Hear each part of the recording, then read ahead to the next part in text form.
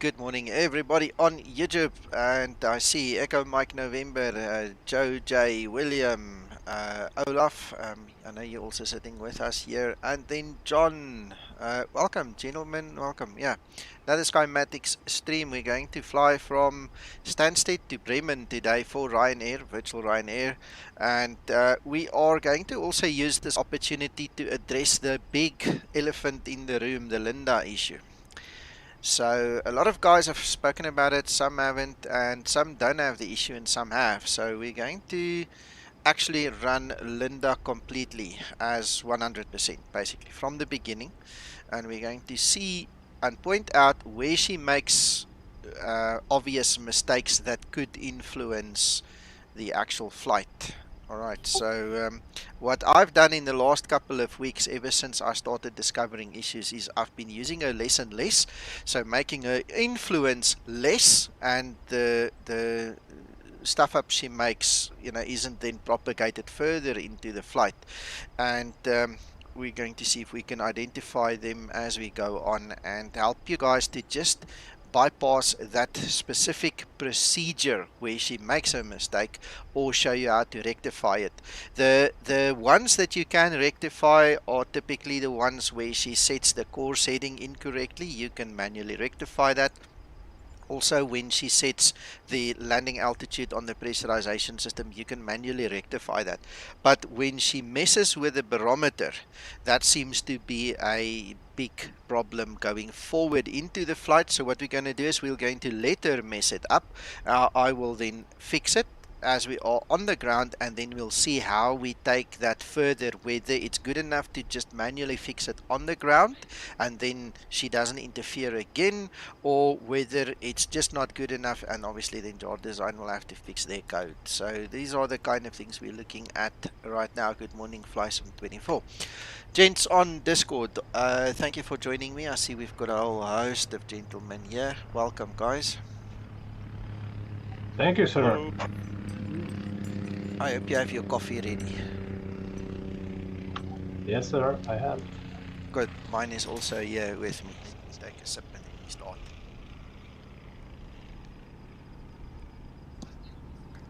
Alright, we're going to fly on Iveo, guys. As you can see, all the other guys are there. If you want to fly with us, you are more than welcome. The flight route is published in the description below this video, as well as the sceneries in use. I'm actually not using the freeware DDG model today of Stansted. I'm using the Payware UK 2000 one, but the other is perfectly good enough. You're all welcome to grab them there. JP, good morning. Right, so let's begin. There is Linda. When I first started up, it was still not light enough for her to have the sunglasses on, so we greeted Okay, the each stream other. hasn't started yet. No, it does. Just refresh your browser.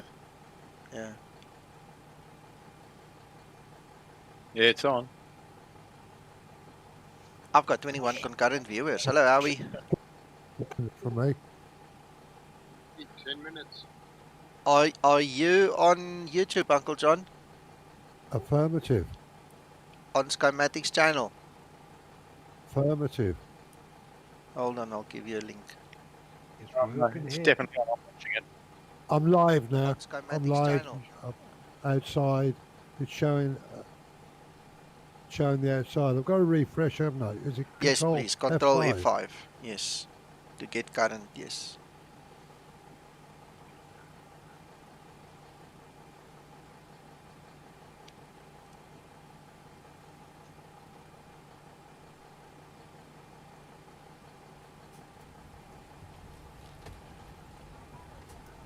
Okay, apologies for that. I'm there now. No worries. Okay, please remember, guys, there is like an 8-second delay from when we talk on Discord to when you will hear or see anything happen on stream. Okay, the data is fast, but it's also not, able to beat the speed of light. So just bear that in mind. Okay, so as per your request, we are going to use the buttons. Okay, we're not going to speak to her. And what we are going to do, Uncle John, is I'm going to start my smart cars for the Ryanair. Okay, so I told you I'll tell you when I start it. I'm going to start it now.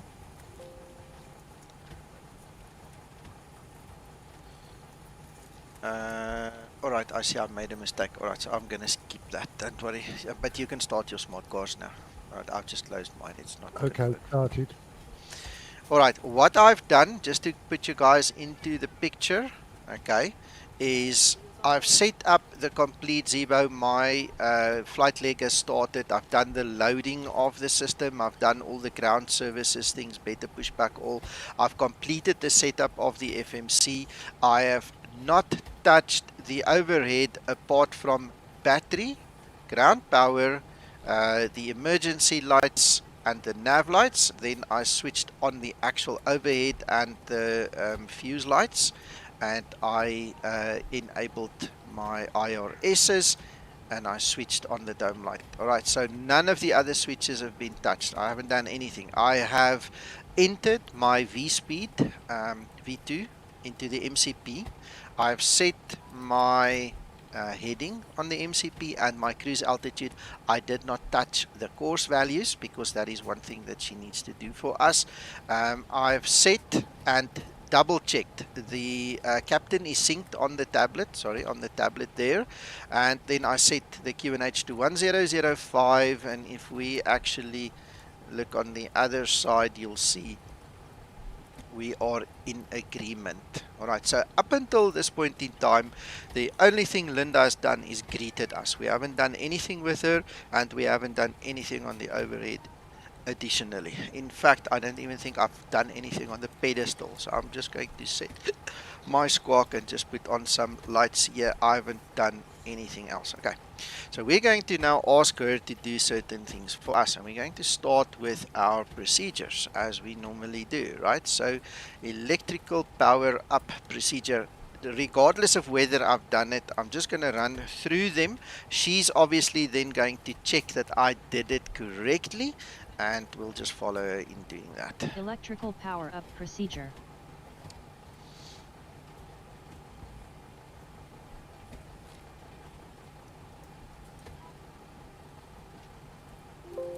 Alright, you can see she's checking everything. The code is actually written in such a fashion that she will check everything that you've done, and she will add whatever you haven't done. Like for instance the testing there. I mean, I didn't do that, and that is part of what she does.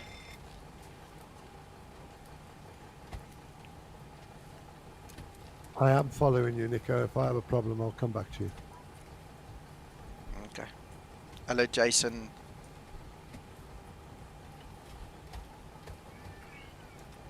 Right, so one of the things that I absolutely do not like about her is the fact that she starts the APU.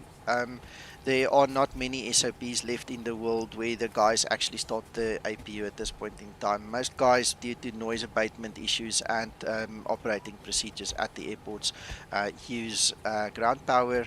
I'll let it slide for now, but that's, in my book, that is not supposed to be that way anyway. Because you're going to start making a hell of a racket, big noise, and you're going to burn fuel that you really don't need to burn because you've got electrical plugs already connected.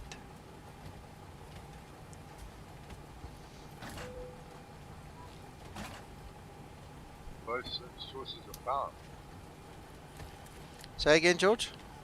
Why have both sources of power? I don't see the reason.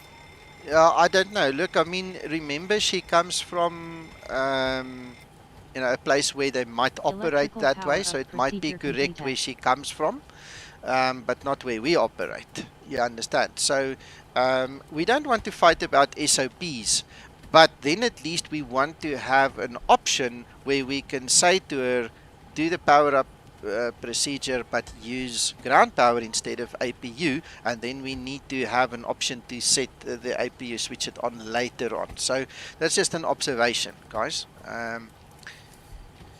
Right, so that is the first procedure. What is our first checklist? Our first checklist is pre-flight checklist. We're going to then go through until we're done with that one. So the preliminary pre-flight procedure is next. I'm going to click on it. Preliminary pre-flight procedure.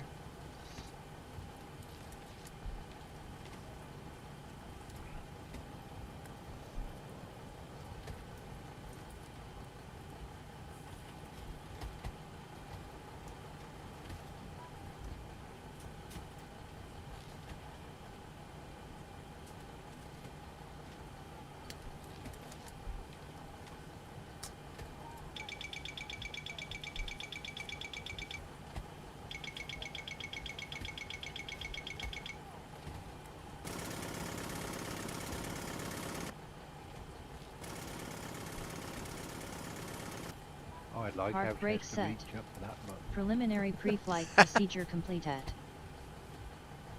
Alright, and now we're going to do the pre-flight procedure. Pre-flight procedure.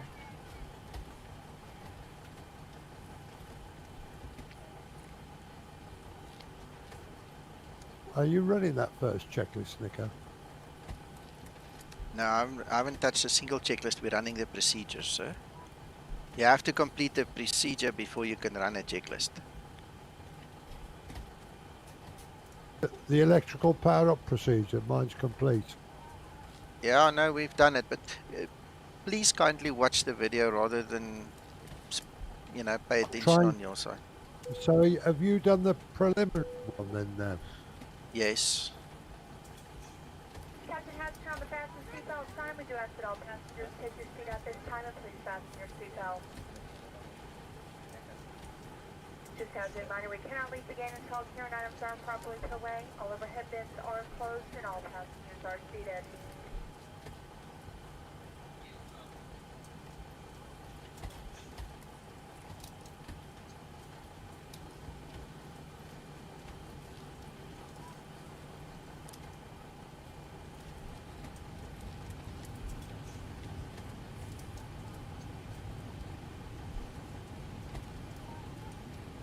Please check that the flight level is set correctly.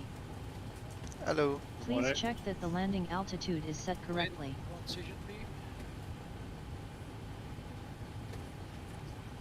Bring your mic closer, please. I heard something about transition or something. At the arrival. Yeah. We've got GIB, Mike to Papa Star, and then BMN1 transition. Thank you. Right, guys, so the first mistake that I see here is that's on 50. It's supposed to be on 0. Our landing altitude is 14 feet. You really don't need to set it to 50. I'm just pointing it out as an observation. See, Uncle John, that's what I told you. She sets that thing any which way she feels like it. And that's probably why she also asks you to check it, you know, because that is something that you need to double check. Then the other thing... Just a thought, Nico. Yeah. That's the start of every implementation you ask her to do. She adds one. I use one click would be 50 feet. It looks like it will answer it better when we're done, because look, if you look at the actual course heading, today she's got it right, but usually she adds one there as well. Alright, so I know from experience she doesn't usually set the course heading or the landing altitude or the barometer correctly for us. It's like there's interference. Okay. And lo and behold, now that we're actually putting it on video, she got the course heading correct. So, you know,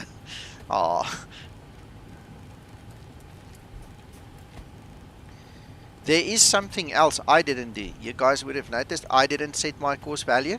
So, let's do it again. Let's run this procedure again. She's obviously going to make a lot of noise and so on. So what? Pre-flight procedure. We're doing it again. This time I've set my course value. I'm going to change that to something else. Let's see. Because I've also seen if I set it, she adds one. I don't know if that's dependent on each other or where she reads it and what she does. But let's see. Because now she's just going to check everything, that everything is done, and then she'll switch it again. So, hello, Andre. Yeah, Uncle John? So what course heading are you going to set? Well, the course heading is supposed to be 222. Thank you. Yeah. And strangely enough, like we just said, she got it right. Now, what is interesting, gentlemen, by the way, while we are talking, all right, look at the Navigraph course heading is 223. Anyway, so there isn't. This is the old story of Navigraph versus Zibo, or X-Plane versus Zibo anyway. So just bear in mind that the true heading should be 223. That's the actual heading. Now at the same time, the heading that Sim Toolkit Pro picks up, and this is where I usually read it from, is 222. Please check that the flight level is set correctly. Please check that the landing altitude is set correctly.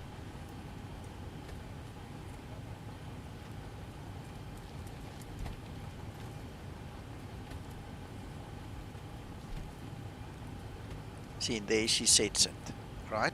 So there she's also set the barometer. Did you actually see that? She's actually set the barometer there. Now she's fiddling with the time. Alright, now all I can think of is this value, this 222 over here, and the one that she uses. That could be default explained data. I don't know, I'm speculating. Alright. But evidently, if you look at the actual chart, it is 223. Now, I'm not going to split hairs about it. All I'm doing is I'm pointing it out to you. Because normally I would use what STKP tells me during this phase of flight anyway. Alright, and then you guys know when we do the approach, we use the FMC value in the INETREF page. So. It seemed to me, Nico, that she would obviously be picking up all the data refs from X-Plane. Yes, yes, that's what I'm thinking. Increase descent. Increase descent. Maintain vertical speed. Maintain vertical speed. Alright, let's do this as well. Let's just quickly monitor like this. Speed. TCAS test. Pass. So currently we still have to the two barometers are set correctly. 1005. We've got it looks like 370 there. Look there, it's already out. That one is already set to 360. Correct HPA, incorrect value. The moment you run this routine, she actually goes and fiddles with the barometer there.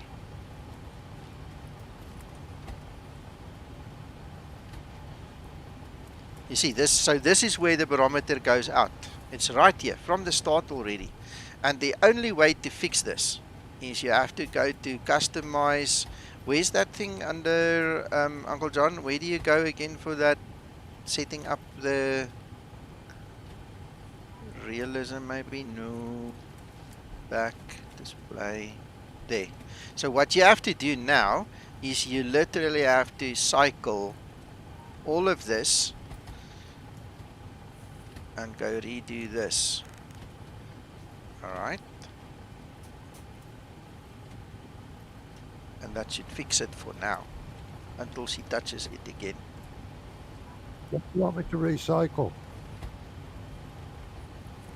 On the tablet, Uncle John. You see, look there, it's still not the same.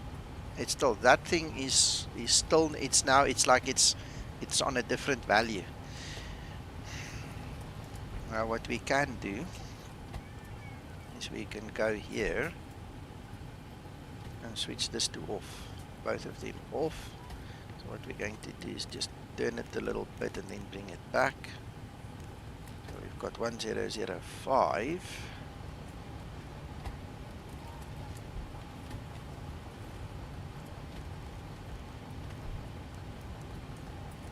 See, we can't even change this. It's like she's taken full control of this side completely. See, we can't change it there. It's turning. But it's not changing.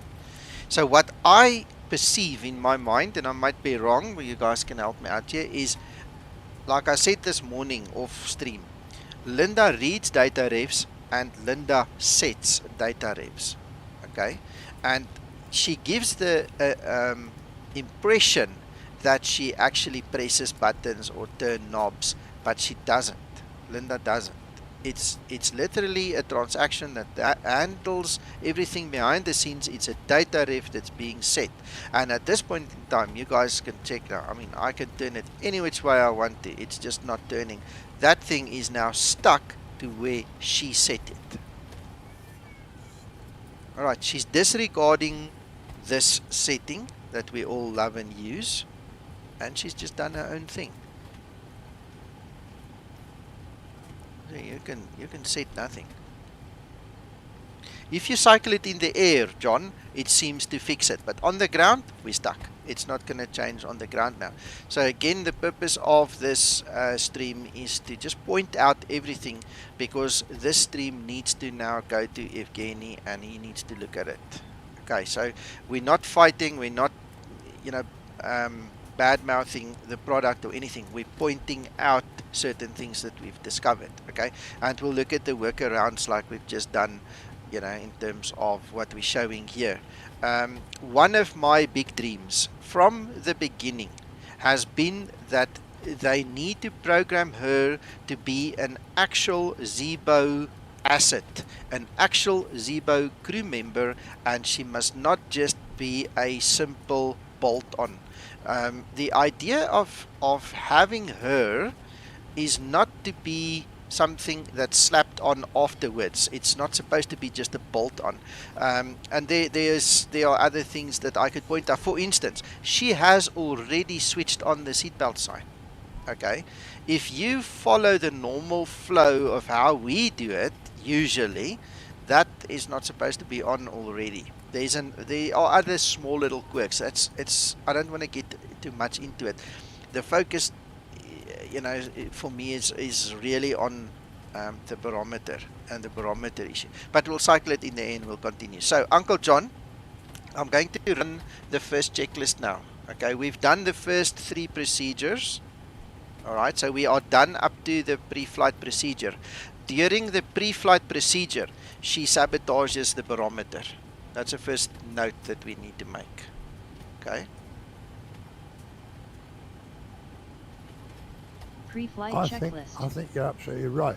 I think he needs to have Voice a look recorder. at this vid himself, and all the answers that he needs are there. Oxygen. Yeah, guys. So we just want to keep it civil. We're not. We don't want the blood pressure to rise, and we literally just pointing out things we've noticed. Okay, so just keep it in that and display light. switches. Normal, auto. Window heat. On. Pressurization mode selector. Auto. Flight instruments. See there, she sets the barometer again. Altitude 352. See, now she's changed it again. 1005. So she's just read Parking the brake. altitude is 352. Let's just let that sink in for a second. Where does she get that? If we look at the actual chart, I'll bring it onto the screen just now.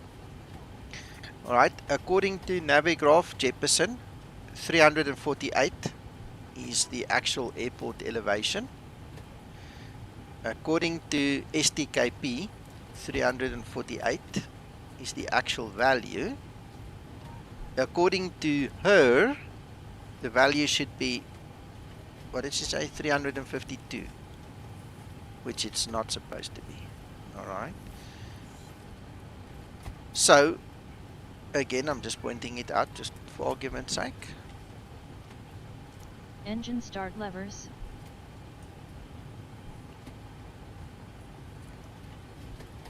Pre-flight checklist completed. Okay, so just another thing for the record.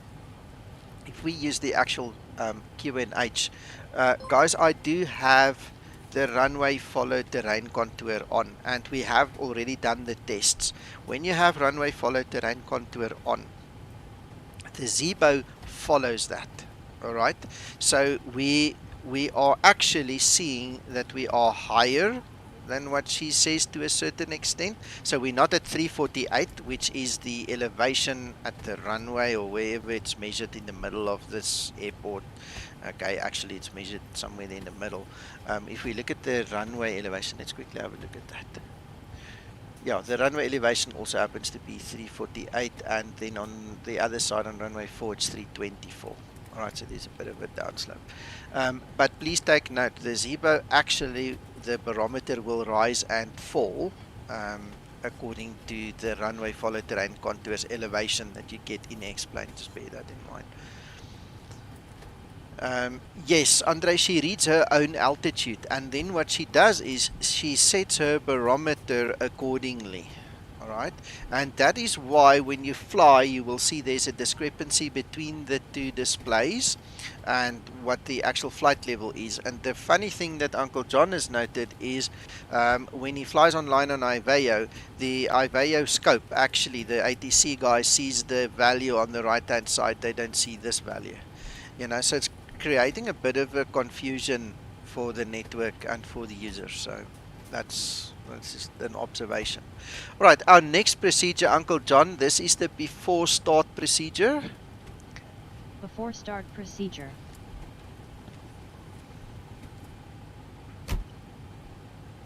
Okay, that is one of the things she should not do. She should not touch that door, because that's not how the Zibo is programmed, how the Zibo is made. And one of the problems I have with her being a bolt-on and not an actual Zibo crew member is she doesn't play the pageant as per Zibo and Audiobird's design. There is a proper way of playing the pageant. Before start procedure completed. All right, so let me explain this to you this way. And I know a lot of people don't know the EFB and the settings in the EFB, and I mean, everybody basically flies it the way they want to. But if you actually want to be, you know, really correct as to how this aircraft was designed, there are certain things you need to know and certain things you need to actually take into consideration. I just need to find one or two. Yeah, I can't remember exactly where everything is always, so just bear with me. Okay, before we go there, one of the things that angered me when this product was released without my input, okay, was the fact that between me and Zibo, we actually adjusted this mod to make provision for her, but we didn't get the same courtesy from the supplier on this side, okay. I sat here with Zibo and we decided, for instance, this is a very good example, the FO call-outs needed to be adjusted. Zibo had to go and adjust the code so that when you use Linda, you can set the FO callouts to no. That will silence the built-in male voice that does the callouts for you. All right, this is just one example, all right, of something we bent over backwards to accommodate this woman, all right, and this code of this woman. All right, what's the other one? Hardware, maybe? No, I don't think so.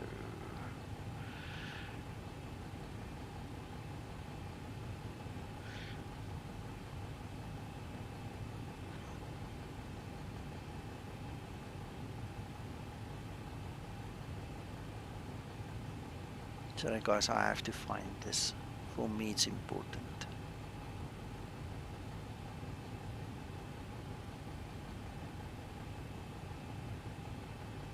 Must be somewhere here then.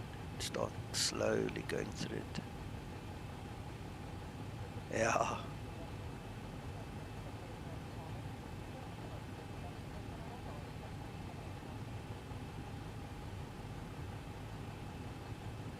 Okay, so it's not that.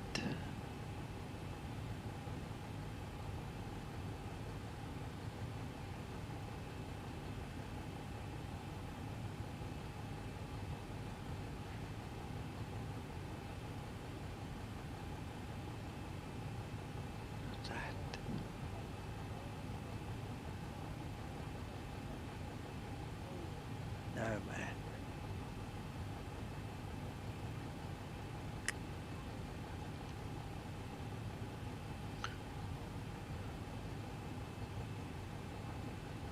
Ah, this is the one. Under your audio features. Okay. Right, so, I mean, I'm going to open this one again. Let me show you. Alright, so, at some point in time, you're going to switch on your beacon light. Okay, what does this thing call it? Your anti-collision light. Okay, so I'm going to switch it off. And I'm switching it back on. The moment you do that, This setting triggers Trish in the background to start speaking, to doing her call and her story. Then what she does is she actually comes into the cockpit. She tells you that they're ready to go and she closes the door for you. So as far as I'm concerned, this one pressing the beacon light at the wrong time is interfering with the pageant, just pointing out the fact that she's not a crew member of the Zibo, you know, just that old bolt-on thing. So I'm just pointing that out to you. If you use the wing light as is written over there, the moment you use the wing light with that setting, the captain will make the announcement, and typically that is done while you are taxiing to the runway. He basically tells in various different forms that you know, the crew needs to prepare for takeoff. All right. She goes and she will then flick the seat belts on and off, which I suppose is correct in real world, but it's not made for the Zibo. So you're going to miss out on some of the pageant because she's just not following the Zibo guide. You know, it's not part of how Zibo was made. So again, I'm just pointing that out as a matter of interest. Andre, I'm not sure if it was a rush job, but let me show you why I could agree with you. Okay, let's look at the trim. Trim is set to 5.75, right? Okay, it looks like Trish is now being held back. We'll keep an eye on her. So let's just concentrate on one thing at a time. Look at the trim, 5.75, right? Now if we go to the commands, set THS for takeoff. That is an Airbus command. Now if you know the history of Linda, she obviously comes from the Airbus. Okay, and the guys didn't even take the time to just fix the typing there. It should read something to set trim or something. I mean, we don't want an Airbus reference in a Boeing, right? So if we click it now, obviously she's going to set the trim for us. See, there she goes and she sets the trim to the correct value over there, which is all fair enough. But I mean, that is an obvious mistake over there. I mean, and I know for a fact it was reported because the guy who reported it to them during the beta testing told me that. Alright, so why it hasn't been fixed yet, I don't know. It's just they've added a couple of nice features. I like this is the latest version, by the way, guys, and if you haven't updated to the latest version, go grab it from the Jar Design forum, please.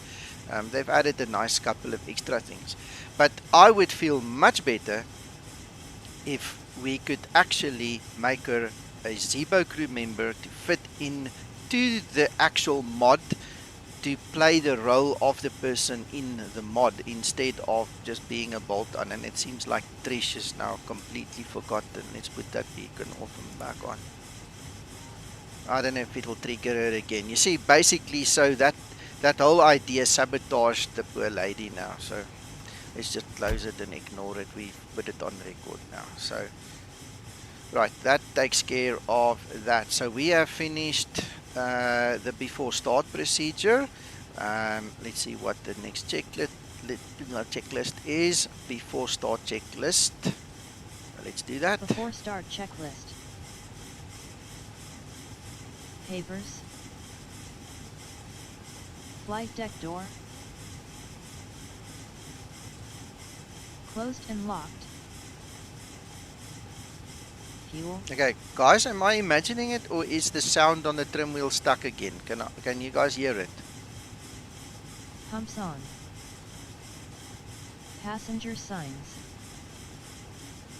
On. Okay. Window. It's like it's just rolling and rolling and rolling. Alright, okay, so we'll Locked. fix that just now. MCP. We'll fix that now. Speed 149. Heading 222. Altitude 25,000. Takeoff speeds. V1 143. V rotate 144. V2 149. We'll stop this saw just now, guys. We'll stop it just now. CDU pre-flight. Completed. Rudder and aileron trim.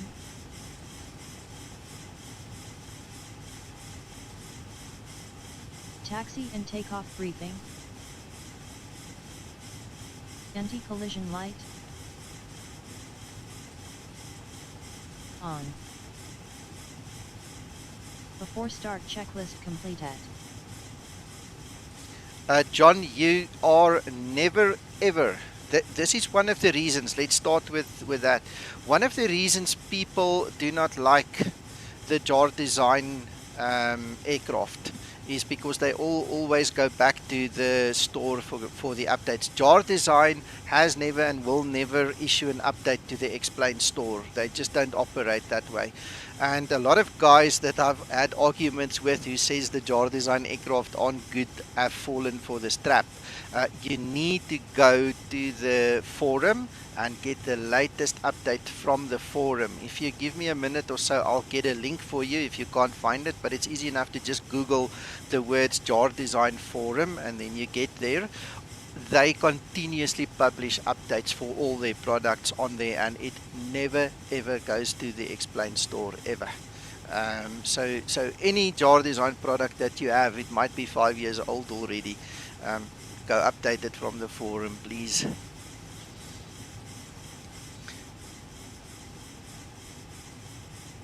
Alright, okay, so let's quickly see. We've done the before start procedure. We've now done the before start checklist. Alright, okay, so the next thing is we need to get the tug and we need to then push back and do the start procedure. Ground to cockpit. Tow is driving up. Okay, doors are locked already. Let's send away the plugins there, the handling.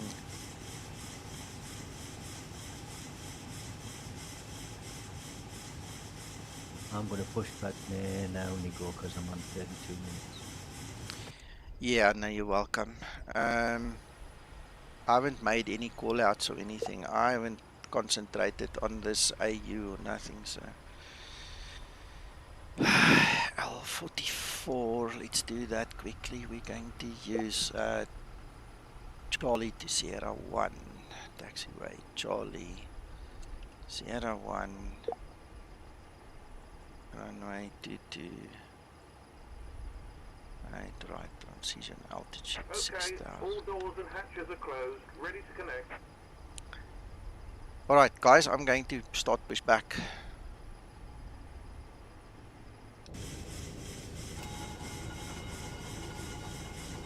Given I don't see that I'll be a problem for you, not that I can imagine. Good morning, No, all. I don't think so. I'm well away from me, I think. Yeah. Alright, cool. Yeah, you're on the other side of that terminal. Good morning, all. Hello, hello. Good morning. 37 Hotel. Right now. Okay.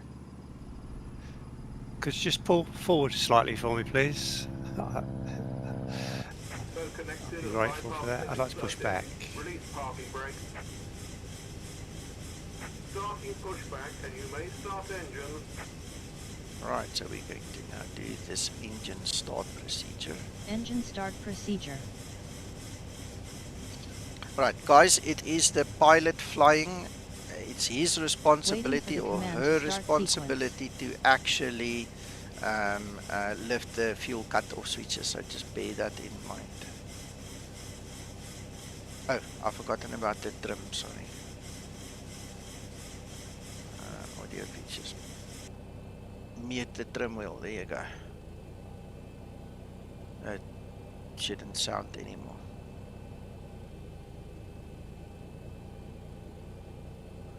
What did she do now? Oh, that's incorrect. Look what she did. She needs to start the engine. Engine start procedure.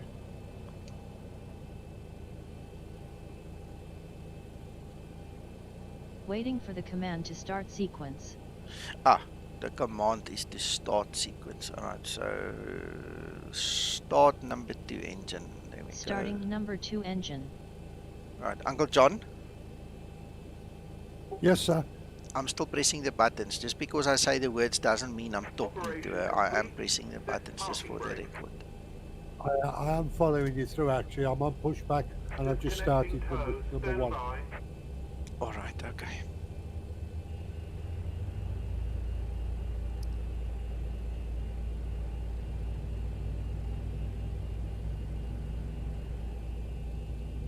25N2.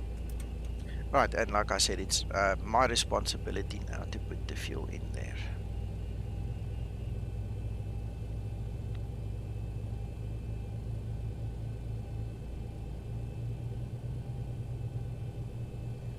Ryanair 37 Hotel, taxiing for runway 22. Bye, Bravo. Starter cutout. Please broadcast on Unicom, Christian. Bypass pin has been removed. Hand signal on the left. We'll Sorry, see you next wrong time and push have to a talk. safe My flight. apologies, sir.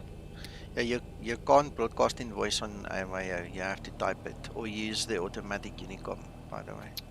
I'm used to get some. Sorry about that. Alright, then we're going to go, where's that other command? Start a number 1 engine. Starting number 1 engine.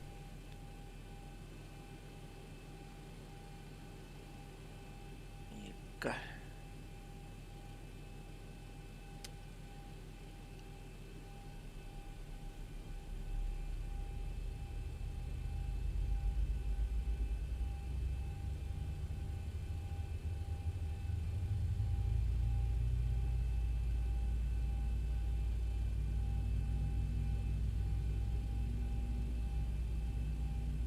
N2.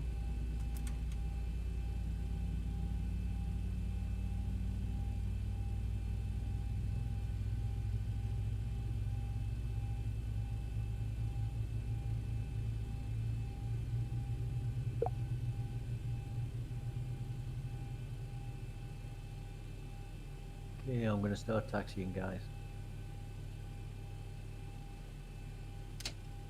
Starter cutout. Engine start procedure completed. Alright, so what we're going to do now is before taxi procedure. Before taxi procedure.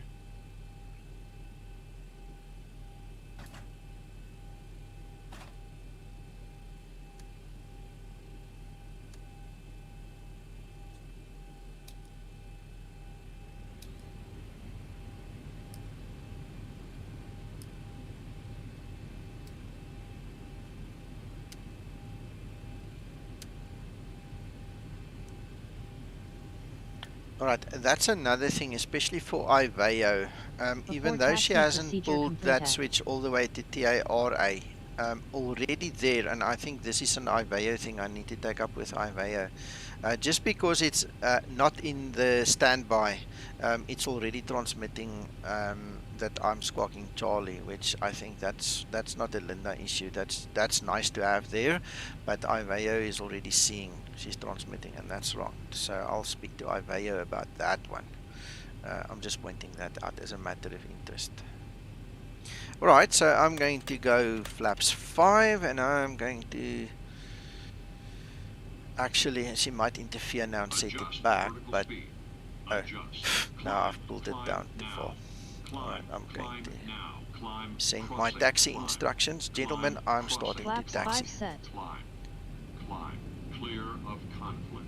Descend. Crossing. Descend. Andre, yeah, they haven't fixed that. That has also been reported. We'll make a nice report again, you know, highlighting everything, and then let them watch this video and see what they say, if they're willing to actually come to the party for us. I would appreciate that, really, I would. They're good guys. I've known them for many years, especially Andre and I have always been on very good terms, so they must make their decision, and then we'll take it from there.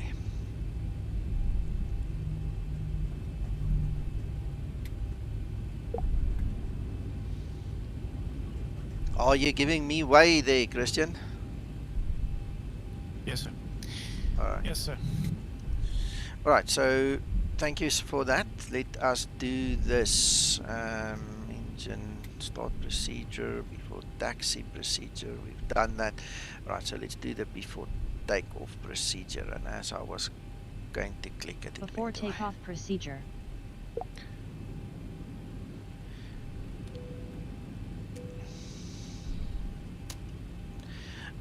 Andre, you're making a very good comment there. Taxi lights on. Apart from the actual interference that she presents with adjusting the barometer Before incorrectly, takeoff procedure all of the complete. other things are procedural issues, or it's like cosmetic issues. It's nothing that will prevent you from enjoying the flight, okay? But the barometer issue, that's a big one, and that needs to be fixed, definitely. All right, I can out of pure choice decide not to start the APU earlier, or I can switch it off after she started it. You know, I can intervene and make it work better for me. But if we really want this add-on to be a good Zibo crew member, I mean, we're gonna have to work on it a bit.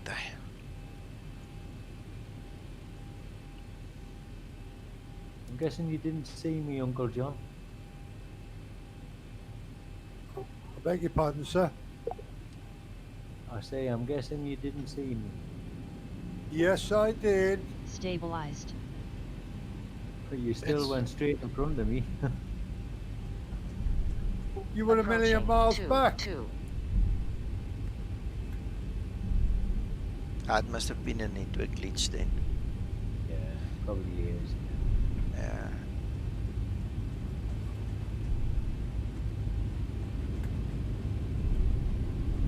On runway 22.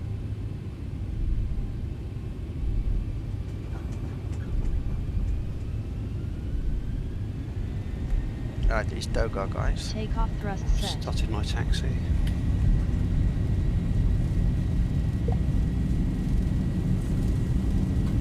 knots. Throttle hold.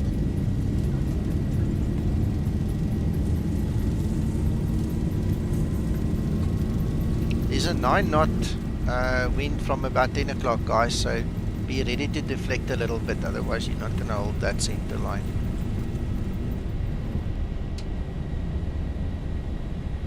Positive rate.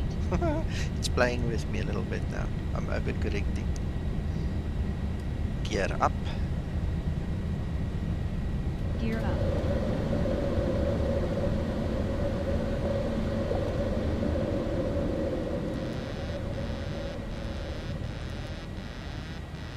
Kev, look on the bright side. Who's paying for the pies and coffee this morning? Runway turn off, lights off. That's me. Taxi lights off. Yeah, Krista got them yesterday. Go overboard. Now I'm struggling to get the IP to connect. I'll fly by and equipment. I never have this issue, but I'm getting it now. Do you want 2 minutes or 3, Nico? No, 3 please, Uncle John. 2 minutes doesn't do it. Flaps 1 Just set. a shorter flight. Approaching transition. Transition level. Christian, do you want to go before me or after me? Whoever's on runway Flaps up set. Ryanair 242. Is that correct? John, yeah. I'm more than happy to be behind that aircraft, if that's okay. Okay, that's fine. You can go in front of me then, that's no problem. I'll check the trim now. It could have changed, but remember Linda was supposed to set the trim. It's about the only thing that is not correctly set at this point in time, so let's have a look at it. Let's trim it a little bit. It's about the only thing there. The trim wheel kicks in. That's why we had the nose lift there.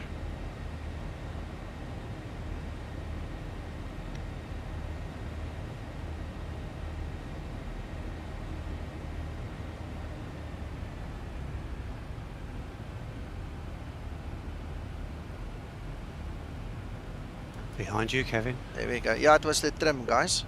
Since I set the trim myself, now it's working. Usually she's very good. I don't have an issue with her setting the trim. This is like the second time in my life I've seen her trim not be correct. So, again, just pointing it out for the record. But like second time out of 100 and 200, 300 flights is not bad. So after adjusting the trim, I got it to work anyway. There you go.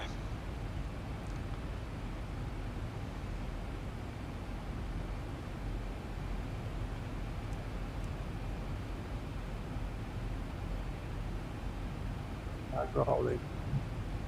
John. Okay, Christian, you can line up now.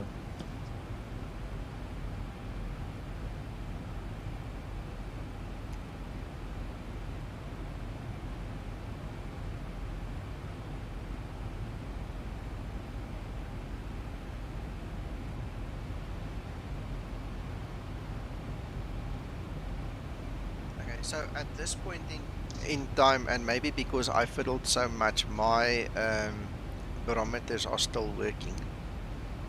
Uncle John, or anybody else for that matter, when you guys fly and you have the barometer issue, please stream here in Discord so I can take snapshots, please. So we can show the guys what we're talking about, because I think with me cycling the EFB on the ground, I might have obviously reset the problem already. So unless any of you guys, you know, if you haven't done it, it would be good, because then we can actually show them the discrepancy that everybody's complaining about. Will do. Okay. Nico, just confirm about a 3-minute separation, is that correct? Yes, sir. You talk about the discrepancy between pilot and co-pilot. Yes, yeah, that altimeter. So if any of you have it, please tell me that we can see it and take a screenshot. The other day Zibo was with me here on one of the streams and I actually showed it to him.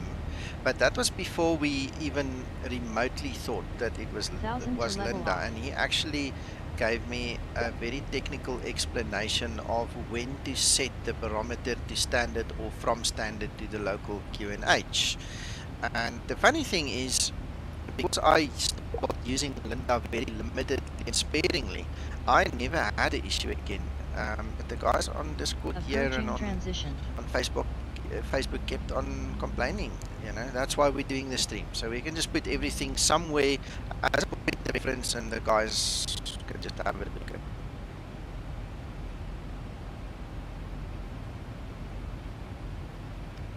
You're breaking up. No idea why. Approaching transition.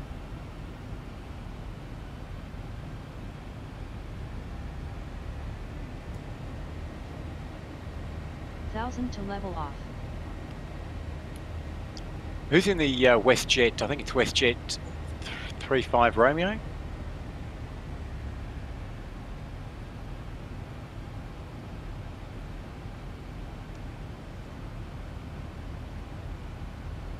Transition altitude.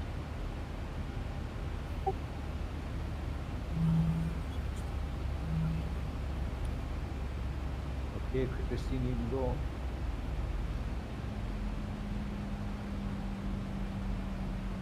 Transition level.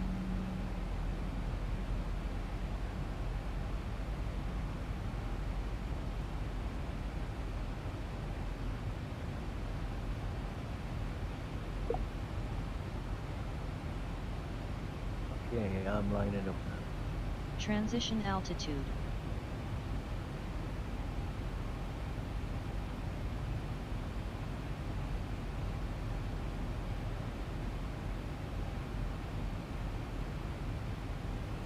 I'm just going to altitude 20.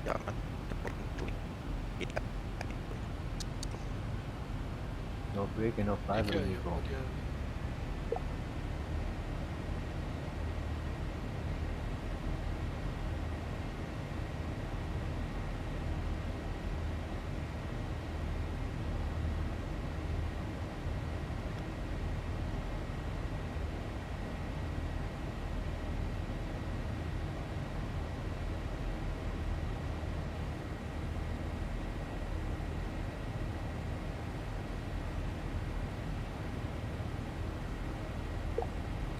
Cheers, Andre.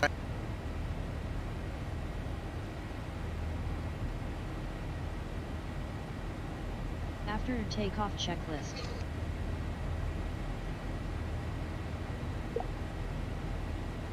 Engine bleeds.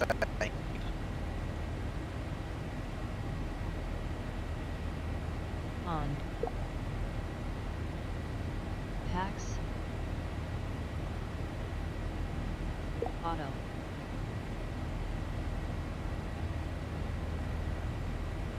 Who's the Landing. Ga achteruit rijden. Up and off. who's the Flaps. Delta Airlines at the holding point? Up. No light. Detect. Altimeters. Okay, so do you want to follow Kevin, Gary, and then I'll follow you? Yes, that sounds good.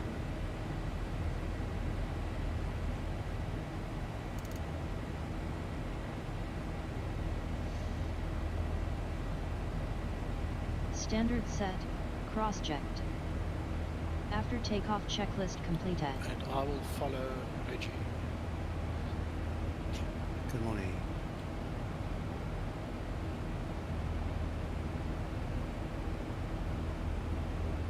See, there's another Boeing reference. Below the line, above the line, things like that. That's basically Boeing. I've never heard anybody speak like that that's an Airbus thing, not a Boeing thing. Never heard Boeing pilots talk about that. I'll disagree, Nico. Can you stream quickly, please?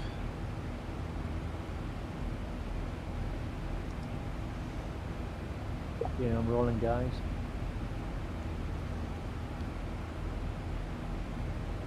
Streaming, Nico.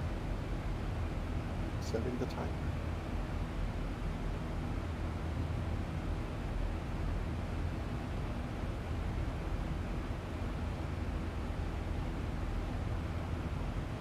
Alright, and you are on standard. The one says... hang on a second. Let's do it this way. Co-pilot is 6,000. I often make mistakes when I'm worried. Captain is on 6220. Yeah, okay guys, so what you see there is Uncle John's 6220, and you say the other one, well, that's not even at 6,000 yet. Both are set to standard, and you've got an alt disagree. You can clearly see the alt disagree. Okay, so that's the general complaint we're getting. Now the question is, did you cycle your EFB? Did you cycle that captain, sync to the captain story already or not? Negative. Do you want me to do that now? Yes, please. Because remember, I did it on the ground to show the guys how you can fix it, right? So what you need to do is now show us in the air.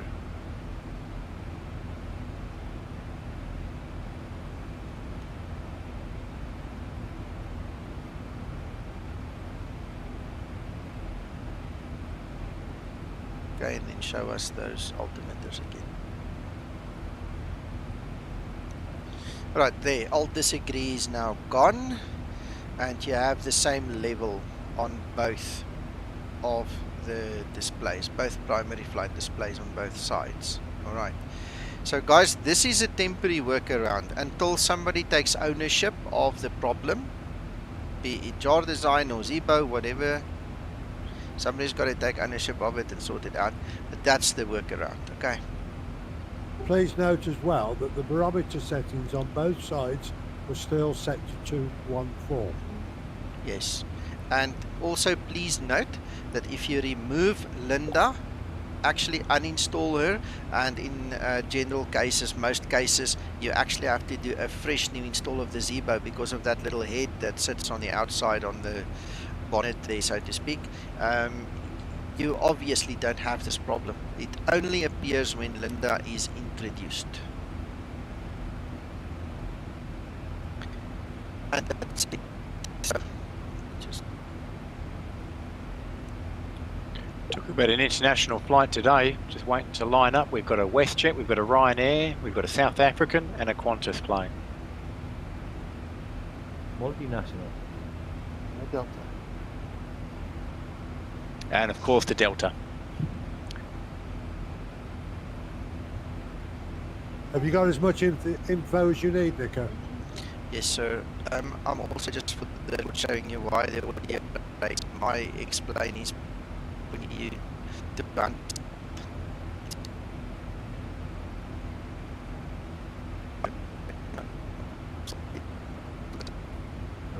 breaking up badly, Nico, on your buds.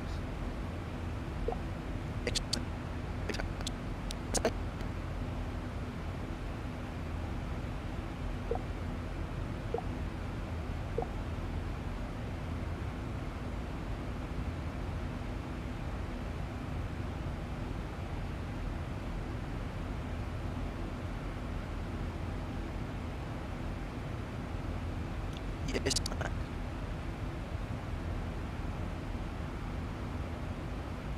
Yes, Mac.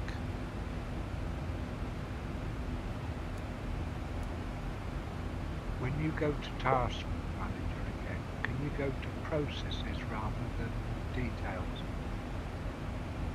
At processes. Right, and if you click on the Explain one, there's an AS Audio one. Yeah. Is that the bit that's causing high... No. No, no, it's the X system.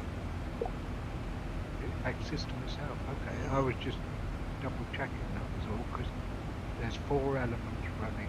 Yes. Yeah. No, it's explained itself. Oh, interesting. With your CPU, no. That high. Mac, for me, this problem really became a big issue after the latest update in Windows.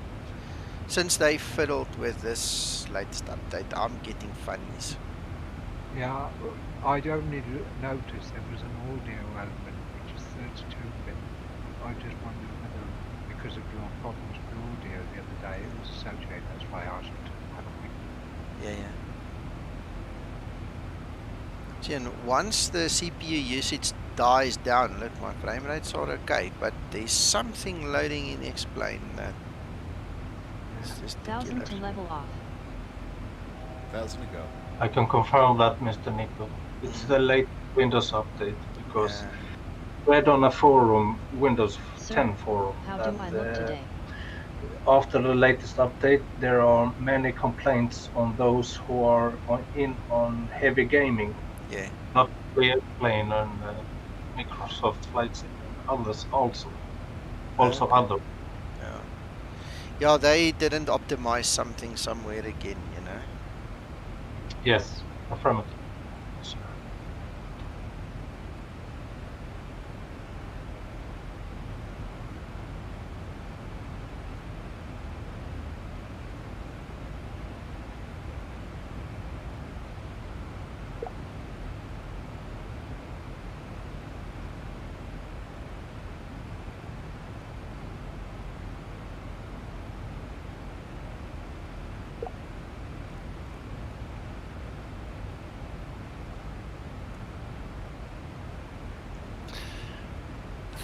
Seconds to go, and I'll be rolling.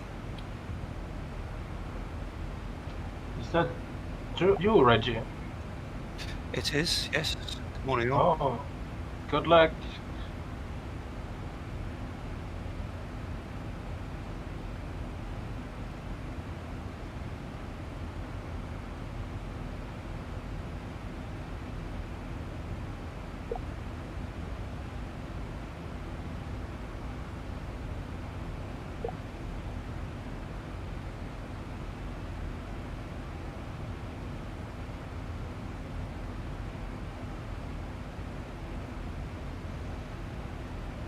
Arrows, I think. I don't know, guys. How, are you using X camera, David?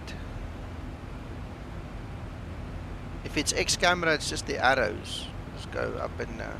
Guys, please make sure you broadcast your intentions. Yes, please.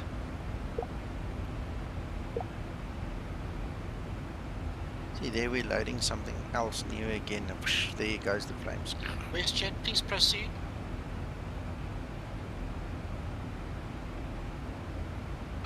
Yeah, it's West just before.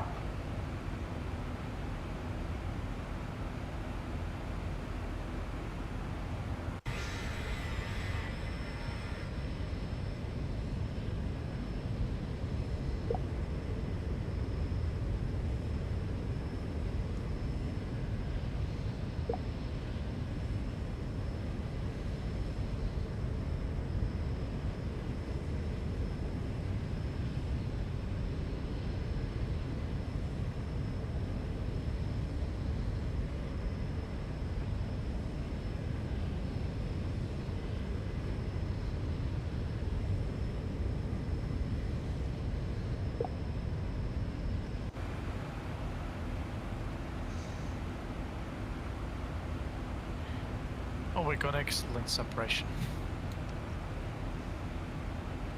In the air. Yes.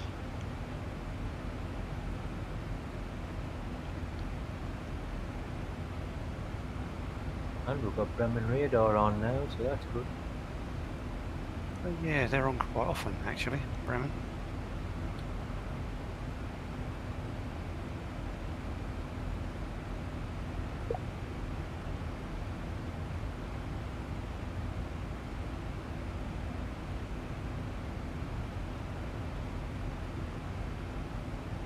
Nico, I take it if it's below 3,000 feet, we can set the altitude to 0, is that correct? I should set pressurization altitude to 0, is that correct, sir? If it's under, look, it works in increments of 50 feet.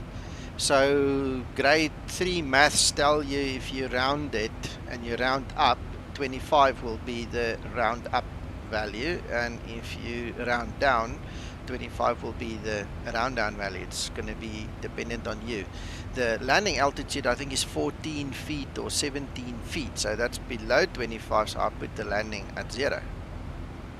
Okay, I don't personally think you're going to notice the difference between 0 and 50 feet unless you are very, very sensitive, but it's just an observation that I made. 1000 to level off.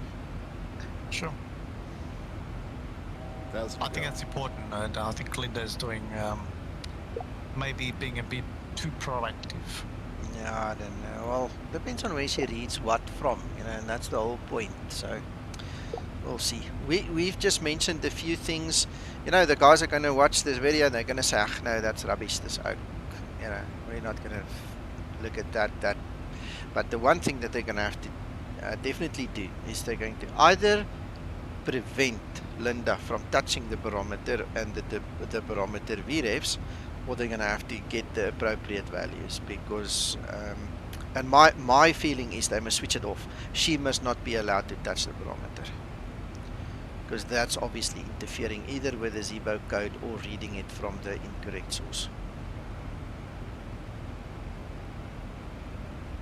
Yes, Nico, that's probably the best, because you also have to consider there are lots of different sources for weather systems. Exactly. So that's me. Who's that? That's Uncle John. That is Christian. That's Kevin. Delta. Who's Delta? Sorry, Gary. Is it you? Is it Shane? I don't know. Now you've spoken over him. Gary, just lift your voice a little bit. Is that you, the Delta? Yes. Okay, cool. And then we've got 129. Who's that? Reggie? That's me. Excellent. And then I think that's Jason. Yeah, no, I'm still on the ground. I'm next to go runway 22. I think there's still about 6 of us just lining, ready to depart. Okay. That's a good flight this evening, or for us anyway. Yeah, absolutely. Yeah, it's a good time for us. William, sorry, Uncle John. Forecast page completed. Yeah, we need to look at the weather. Yeah. Okay. David, yeah, it's nice to have you there too, but you're not flying online. I know you're flying offline. Jensen, that's the beauty of it. If any of you guys want to follow us, you don't have to be on the Discord or anything. Just fly with. If we see you, we see you. If we don't see you and you're flying offline completely, that's also good enough.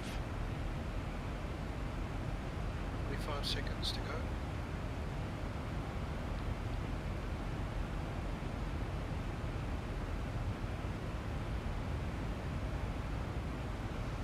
Okay, Christian. So remember, I told you we need to talk about the weather. Yes, sir. Right, thanks, David. Okay, so I'm going to try and keep it simple. Please don't split hairs. You and I can talk about it afterwards again, okay? But I need you to see something, and I don't know if you know this or not, you know, so I'm going to tell you a couple of things. First of all, the weather in SimBrief is not always current weather. When you read your OFP and you actually look at there, it's got the average wind at your top of climb. You understand that? It's not current. The same goes for your average ISA. Okay, so this line tells you the weather observation was made on the 23rd of this month at 1800 Zulu. Okay, now currently it is 900 Zulu of the next day, so it's 6 hours plus 9 hours. Okay, it's 15 hours ago that the weather that SimBrief uses was observed. Okay, so when you asked me earlier about the weather, I was sitting here with this in mind. I don't have the energy to go into too much depth right now, okay, but please take note, the weather that you find and the maps that you see, there's the maps, the stuff that you get from these guys, comes from a computer model that was ran at that time and that date. Okay, so remember, we've had a couple of discussions about why use average winds versus top of the climb winds. You know, the real pilots say no, we need to use the top of the climb winds. There's top of climb, which means that that would actually be the wind. Now 253 at 41 compared to 257 at 36, that's much of a muchness. Now considering the fact that these winds are, what did we say, 15 hours old, okay, for me it's a nice to have and we use them, but at the same time it's not true anymore. Okay, it's not relevant anymore. It helps us to do training, it helps us to teach people what is important. Basically, you need to know the winds and things like that. But if you want actual current winds in your simulator, all right, you need to have active sky or something similar, and the route needs to be loaded in active sky. And then then what you do is over here you will see that is your top of climb, your actual temperature, and that is your average winds at top of climb. You can go further and you can see there's a Ryanair taking off straight at us, going over our heads now. Oh, that's, Yes, there is. That's not nice. No, it's quite.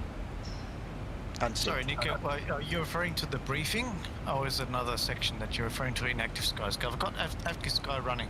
Okay, in active sky, if you look at my stream, you'll see I've got the remote weather widget active right now, the actual weather briefing. Alright. So in the actual weather briefing, you can see top of climb, temperature and winds, everything is there.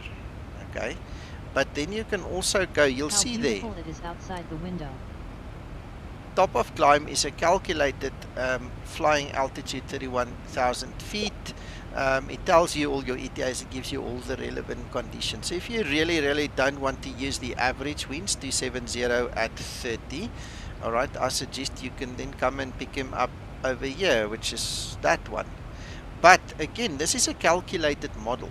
So unless you want to split hairs and really want to go and use that one, I don't see a problem or a reason why you can't just use that one. Okay, it appears to be way out, but this is current and this is calculated. You understand? You need to know the difference between them. Then if you go a little bit further, you'll also see expected winds, which is actually kind of closer to what it was while you were doing your planning. Okay, so I mean, yeah, if you really want to now split hairs, that would be my one for top of climb, expected winds. But again, it's calculated, it's not true. The only way to get the true weather is to physically look. We are now at our climb, or at the top of climb, we're in the cruise. There you have 299 at 35. That is the actual winds that are currently enacting on the aircraft, and that's the only actual winds we have. The weather model can't give it to you. It's going to guesstimate for you. Okay. Now coming. Sorry to interrupt. So for our average cruise, should we take the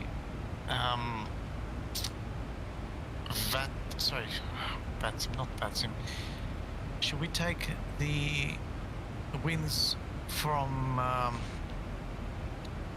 the XP? Where is it? What's it? The OFP. The OFP. Yeah. Should we take that from the OFP or from Active Sky? That's entirely up to you. If you want actual or more current winds that are not like a day old already, I would take it from Active Sky. If you don't mind taking winds that is a day old, and like I said, remember when we do training, you don't want to confuse people. You don't want to put an extra burden on them. Some people don't even own Active Sky, so they don't even have this facility, Christian. And for them, it's good enough to take the OFP. Okay, I'm showing you, what I'm showing you is a difference. You can go and sit, test them, and then you decide for yourself which one you want to use. Okay, I don't think it's a question of right and wrong. I looked at a real world Ryanair OFP that was issued by their dispatch.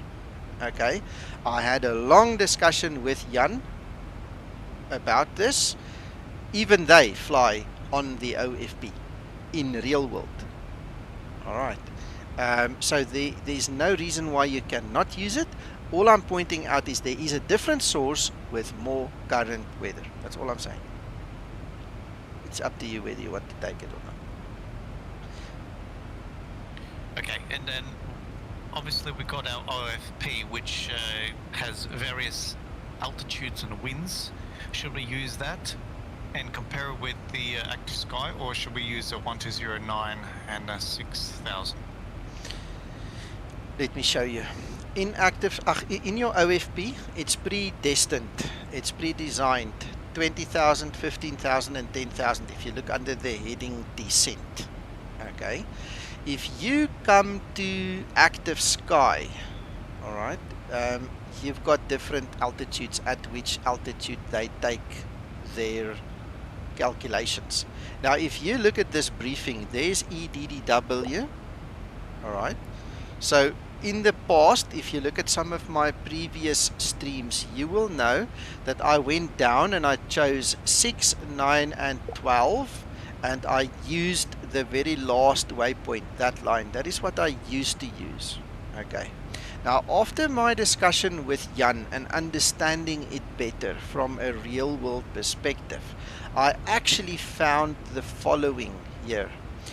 You can either read it from the briefing at the top or from the summary down there.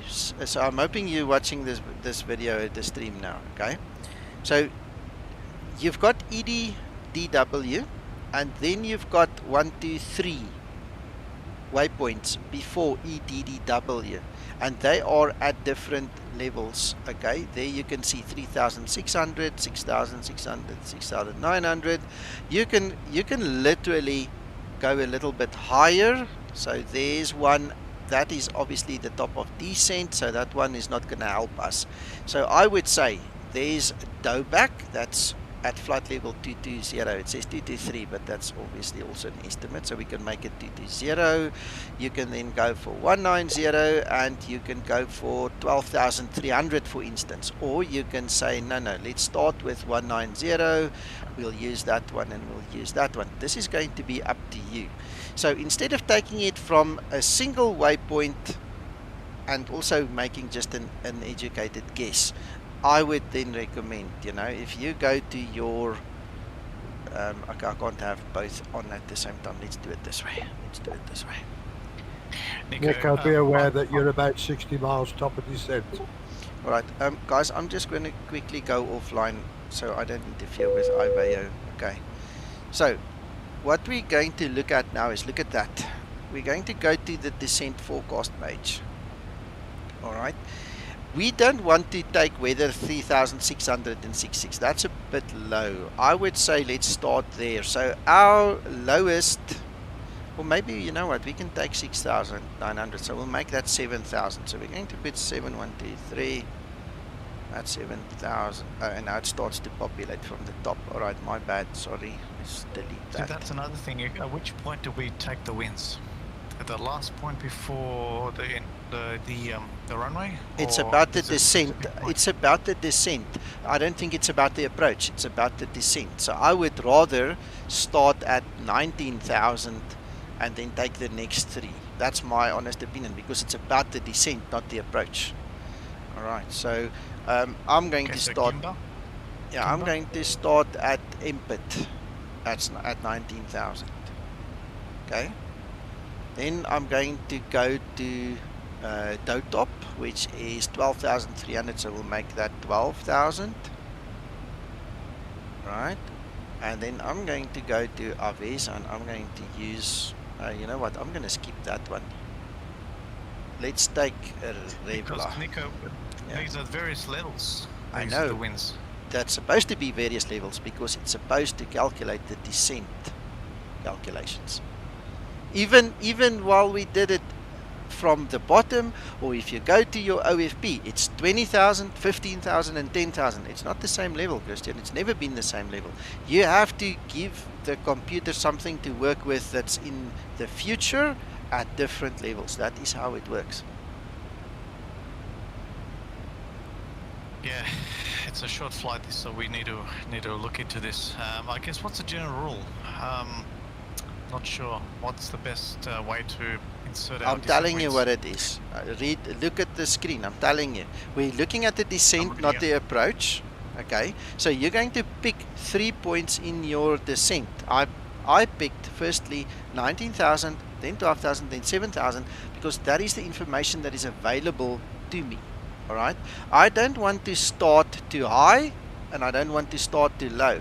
So input is like a nice to have for me. So it's flight level 190, the next one is 120, and the next one that I chose, because that is just too close to that one, I chose 7,000 for 6,900, so 7,000. There you go. And now all I need to do is I need to just put in the data. So that is 271 at, what's it, 42.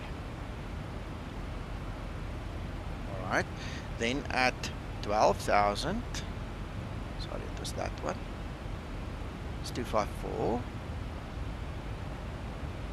at 38. I think a tutorial on this would be lovely. Yeah, I'm still a bit confused, to be honest. That's fine. Then we're taking 255 at 31. Alright, so if I'm going to make a tutorial, okay, and you don't want to see this as part of that, I will have either Sasso or Jan here that they can give you the lowdown. Okay, so anyway, that takes care of that. We need to stow this now because we need to start preparing. So we've got a -1 on the ISA, and that we get from there. Alright, and then we need to find the QNH at this field, which is 1011. Enter that in there, and then we need to find the transition altitude, which we can actually also get over there. That's 5,000, so it's 050 and execute. Right, so that takes care of that for now. Christian, again, listen carefully, don't split hairs. This is all about me showing you the options that are available. Okay, if the real world guys can use the Lido OFP or their OFP that is similar to SimBrief, there's no reason why us as flight simmers cannot use it. Okay, I'm literally just giving you an option to show you there's more to life than just that one thing. That's all. Thank you. I don't know where to descend to, so I still need to go find that quickly. 3,000.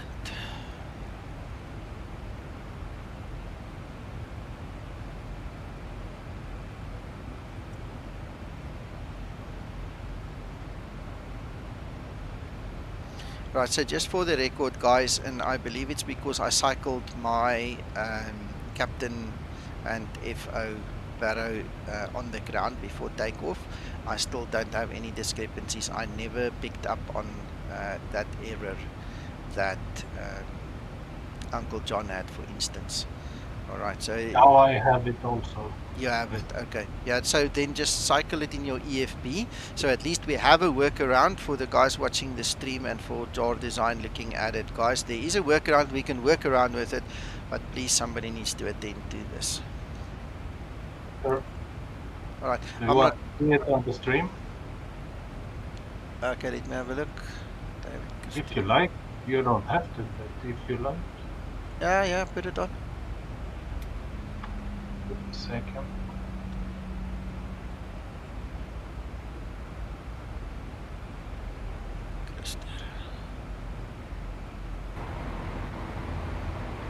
There you have Alright, it. guys, so yeah, I can see all disagrees there. Yeah.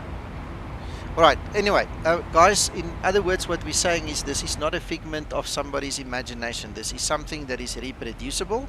It is very definitely an error, and if you do not have Linda installed, you don't have it. Okay. The other thing to also remember, it happens, it starts with the pre-flight procedure.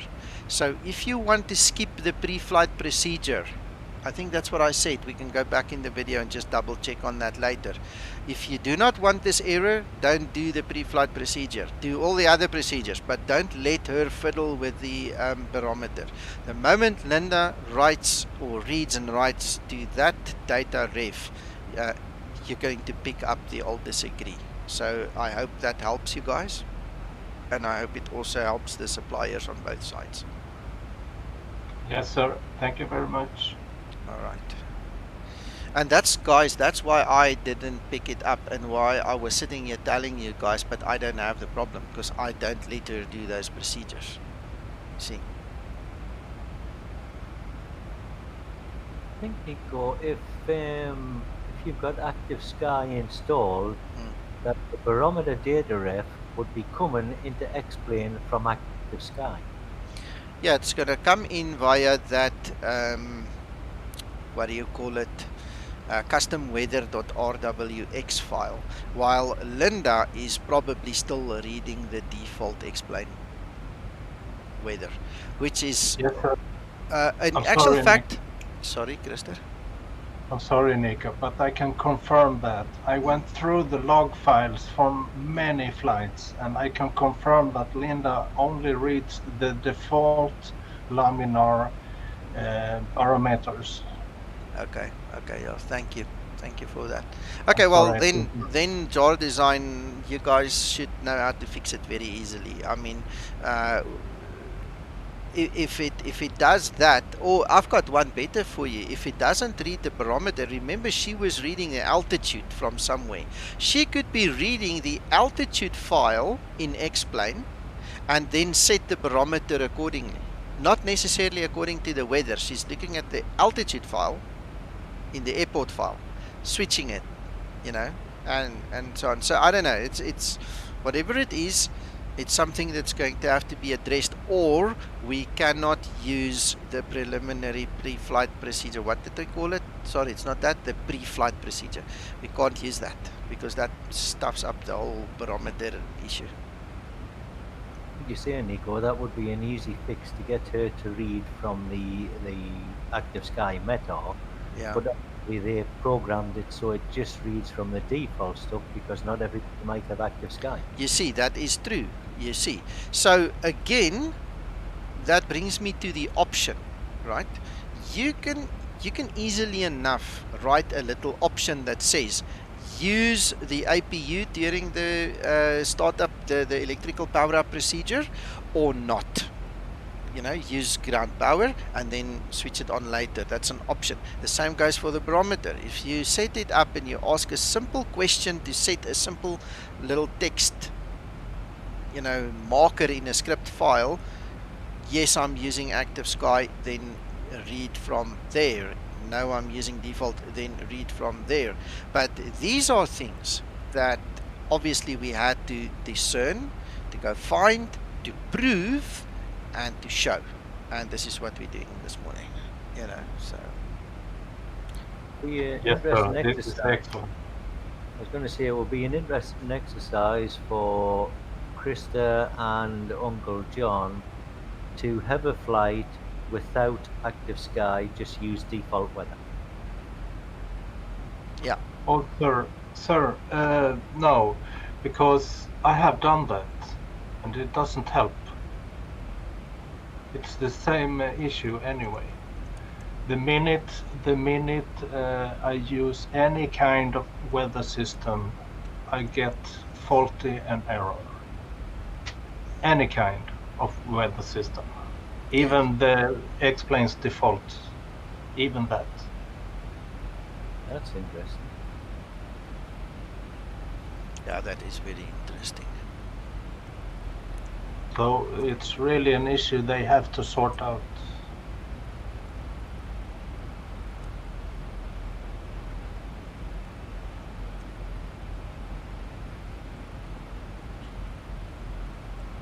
We've got ATC now.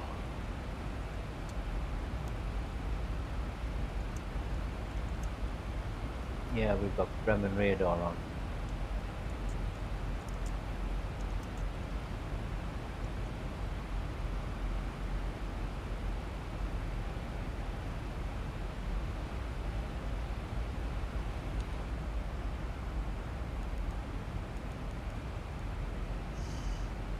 Uncle John?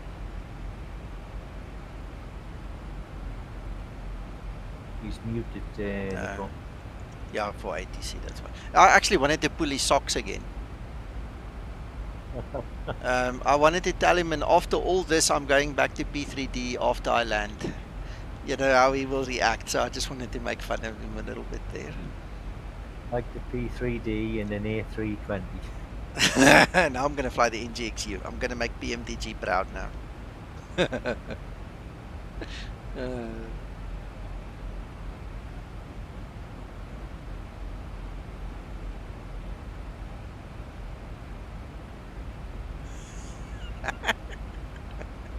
David, we had fun with P3D yesterday. We had to sort out quite a few issues to get me going, and then it still crashed halfway. Boy, we had the worst turbulence with that weather last night in P3D. It was like the poor plane had Parkinson's disease in that weather. It was just like shaking the whole time. It was crazy. We figured out a couple of issues with chase plane. Guys, if any of you use P3D and you have issues with chase plane, please switch on the beta track so you get the latest beta version. For some reason it just didn't want to connect last night, and that was the answer to that one. Some other streamers that I know of had the same issue, so just bear that in mind. And yeah, we had fun, but you know, once a month or twice a month is enough of that. You can say that again.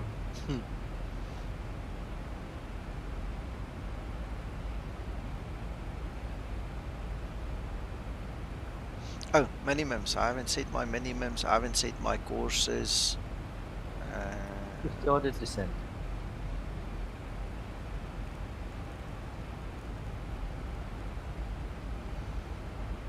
Guys, I'm not going to bother with Linda any further. I think we've achieved what we wanted to achieve for now. We'll worry about Linda later again. I might just do one or two more things with her, thinking about it, but let's see. Eine Treff 266, 266. Oh, and by the way, just for those guys who might or might not have PMDG and the NGXU and P3D, this old story of the final approach course not correlating, that Zibo has worked so hard on to get to match the Navigraph data. That problem is, it does exist in P3D with the NGXU. PMDG has got exactly the same problem. Just FYI, I shared a screenshot with the guys here this morning. It's not just the Zibo that suffers from it, believe it or not.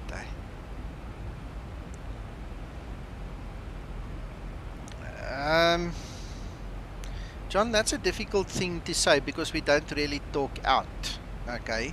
On the other hand, Zibo's attention is currently with the Level Up project. That's why he hasn't produced an update for his own mod yet.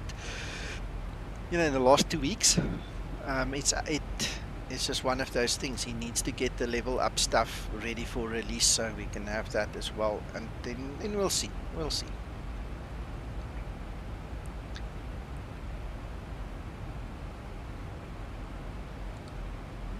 Let's maybe do 1 or 2 more things with this woman. I want to see what she does with the course value there. That's my curiosity. What I call descent procedure. Descent procedure.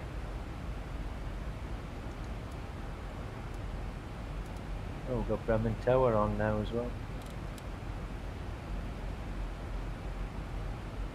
Sir, please check the reference speed and set minimum for approach.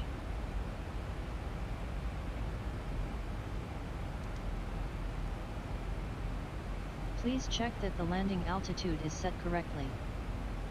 Right, there you guys see she's got the wrong value again for the course value.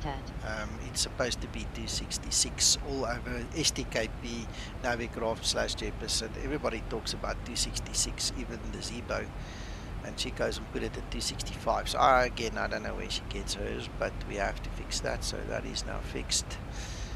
I'm going to use auto brake 3. Let's check our speeds where we're okay. I'm going to fly the whole teardrop. What else haven't we done? ILS information 1109.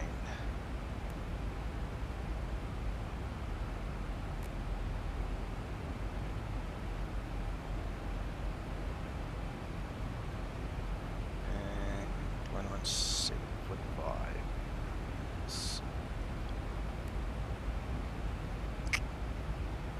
Ah, come on, I didn't click the button then, obviously. 1109.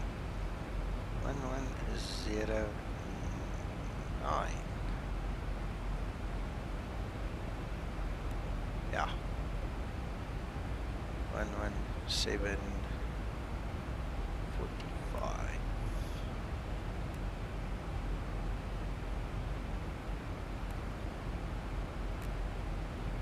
Right, and the other thing that they obviously need to fix is this sound from the trim wheel that they need to stop once the command is done.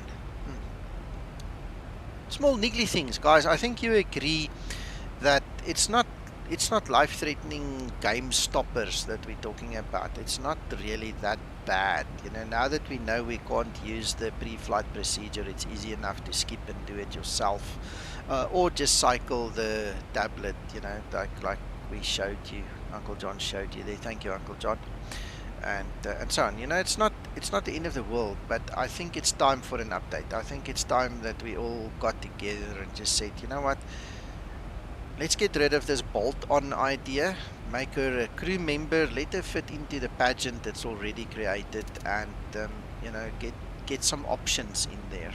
I'm not sure how difficult it is. I don't think it's difficult. Looking at how Zibo programs things, it's probably the easiest thing in the world. So we'll have to see. We'll have to see.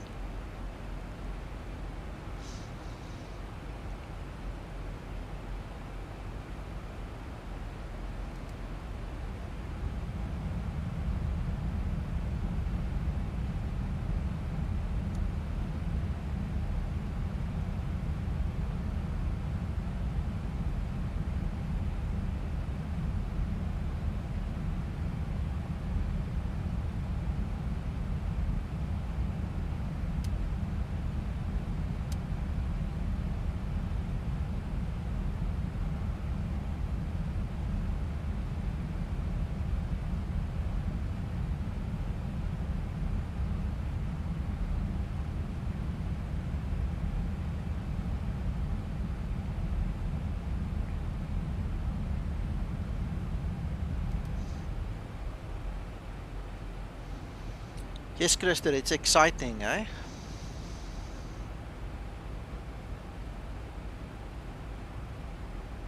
Roy, did you get the info? Are you alright there?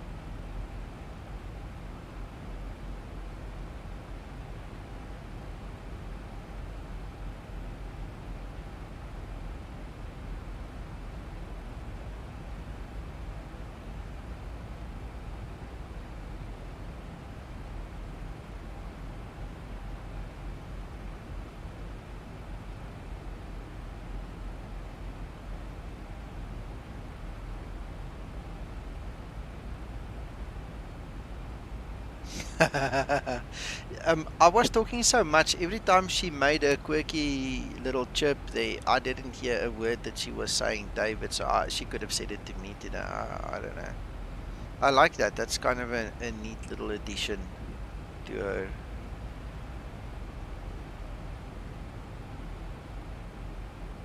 Approaching transition.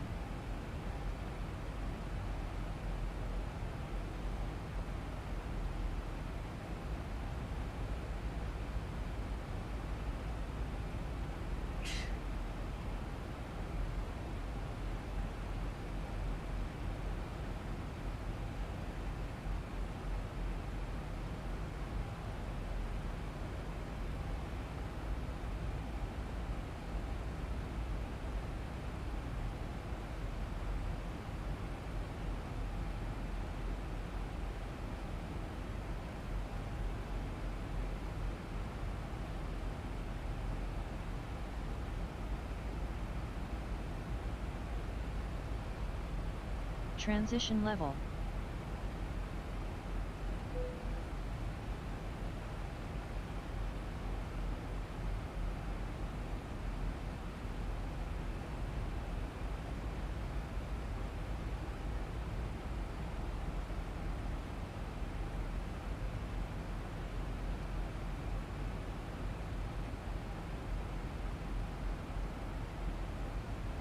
Don't know if that's going to make any difference. Yeah, I saw it from, I think Krister uses it. The object of that little widget is to make the frame rates higher by reducing what you can see. I'm not convinced it works. If you watch this stream, I'm actually confident it's not working because it didn't do anything for me to try and keep my frame rates up. I mean, no, my issue could very well not be a display distance issue, which could account for the reason it didn't keep the FPS up, because my CPU was working overtime.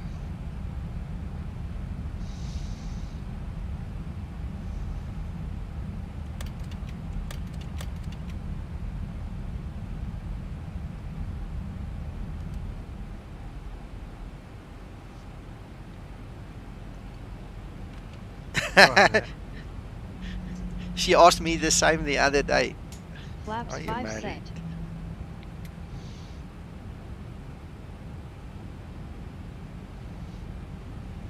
$1,000 to go.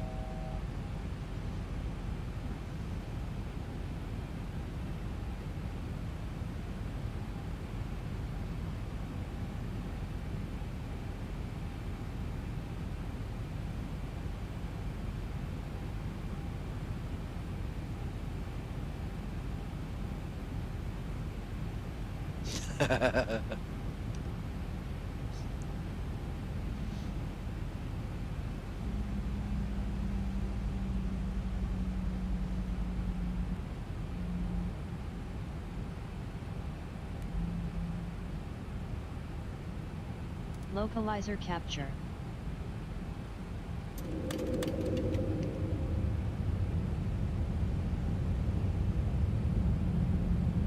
Flaps 15 set. Glide slope capture.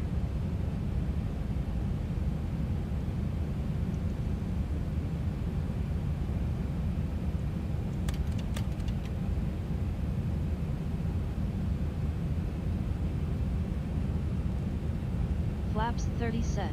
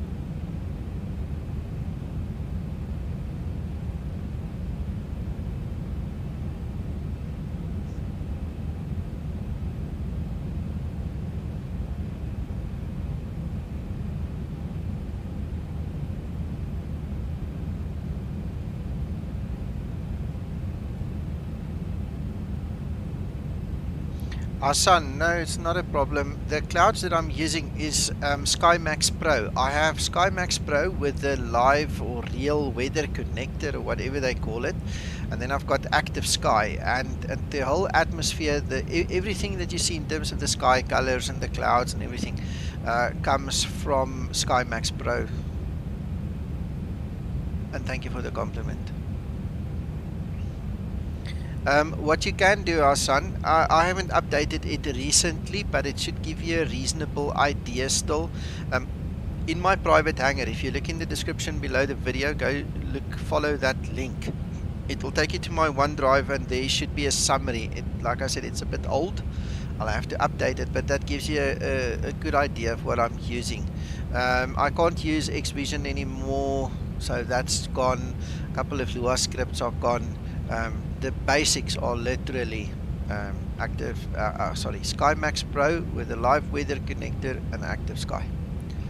And that's what gives me my display. Then there's something new, this ACHA cloud thing that I've added, and that's about it.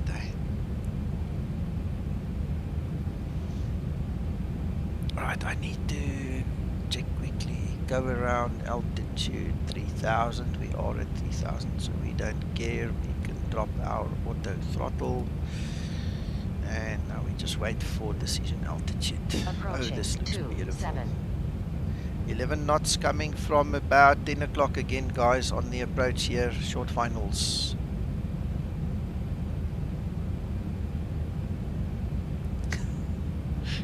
Good one, Kristen.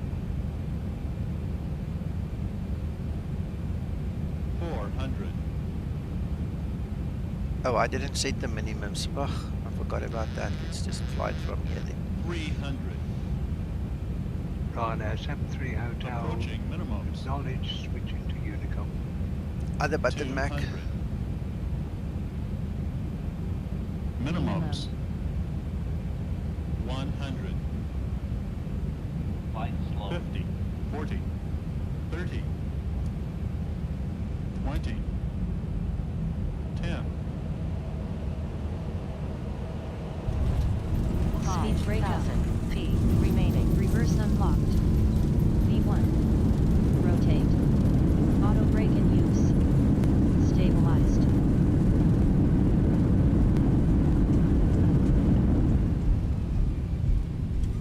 knots. Yeah, Crystal, thanks for that. I just disconnected and then flew it down.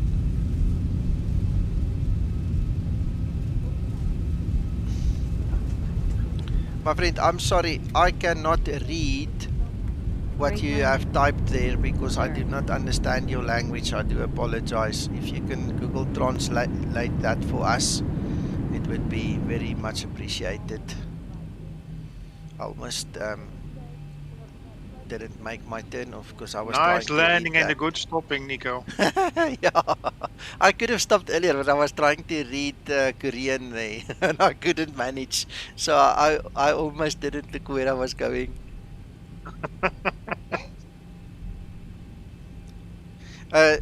John, Linda has been upgraded, like I mentioned earlier, and one of the things she does now is she's got a landing critique. So she said there, "Great landing, sir." I didn't hear her physically, but apparently that's what she said. So, hello, Joseph. Hello, Jeremy. And are you still married? Did she ask you? Yes. Yeah, she actually asked me. The first thing she asked me in the first stream after I updated was, can I tell her a story? So I said to her, "I wish you were a better pilot." And 5 minutes later, she 5 minutes later she asked me, "Are you married?" Ooh, that sounds interesting. After landing procedure. After landing procedure.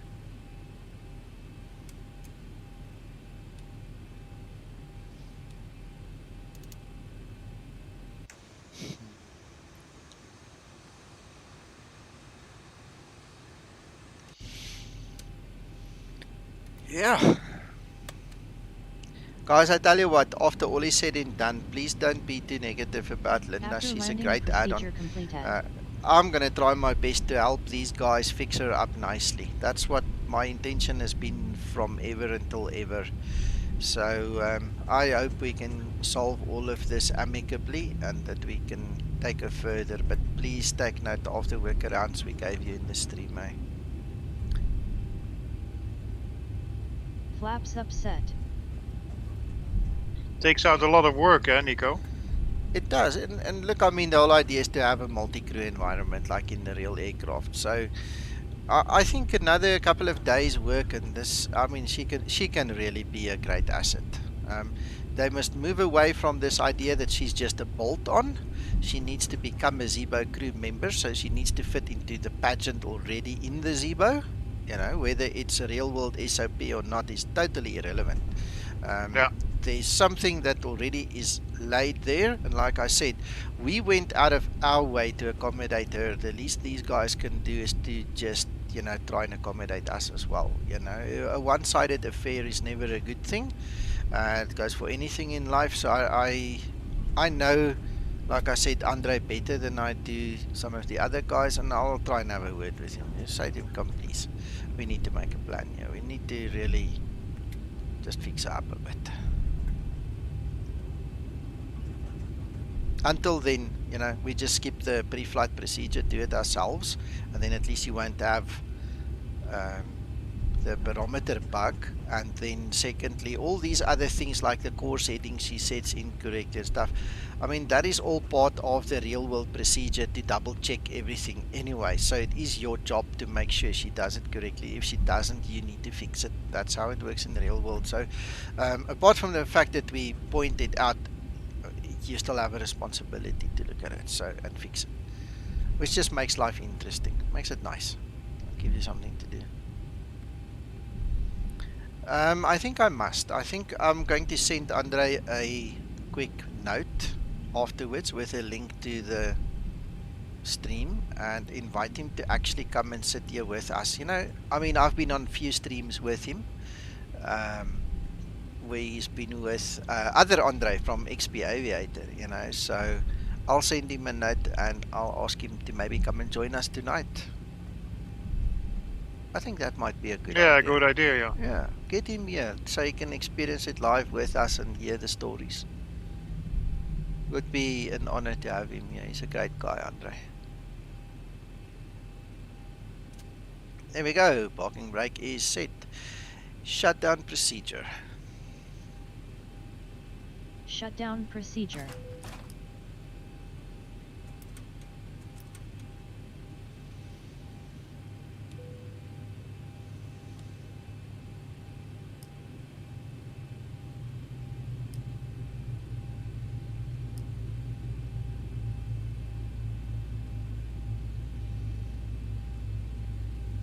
I love this train. Man, there's a lot of guys coming in still.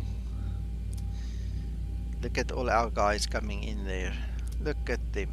Everybody in the area here. Oh, this is lovely. Oh, that's not us. That's top there. Lovely, lovely, lovely. Did he factor you in, Nico? I'm not online, remember, because of the stuff I did. Okay. Actually, Yeah, I started online, but I went offline to just not be a problem for him. And all you lot managed to escape Stansted before Stansted came online. Let me just switch this thing off before they moan again. Adjust. Who's Ryanair 129? Adjust. Climb. Climb now. Climb. Climb now. Climb. Crossing. Climb. Climb. Crossing. Climb. Climb. It's on standby, but it still thinks I'm transmitting. Why is that? Descend. I wonder if it's now because I pulled it once too far. Descend. Crossing. Descend. Descend. Descend now. Alright, I'm online again, gentlemen, so I'm definitely going to watch you guys come in. Good morning, Jacob.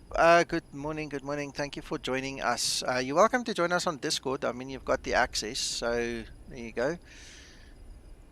That's Christian. Christian, how was your landing? Okay. I think he might be muted. Yeah, he's muted. Right. I'm online. Yeah, Landed I see and you. the gate. Yeah, I can see Uncle John. I'm just next to you. Okay.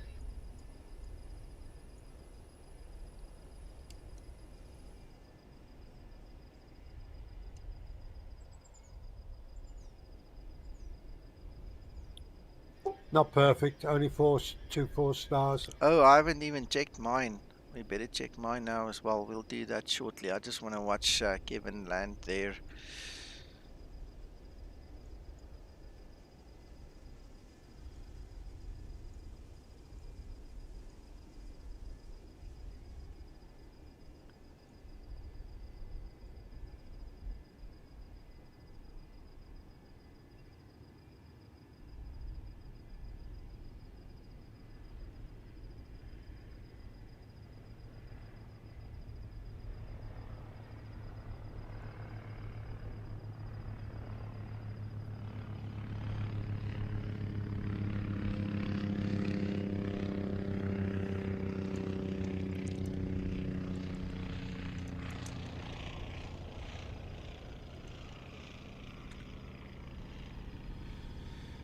Oh, look at that. He's coming in nicely. Wow. Beautiful, Kevin.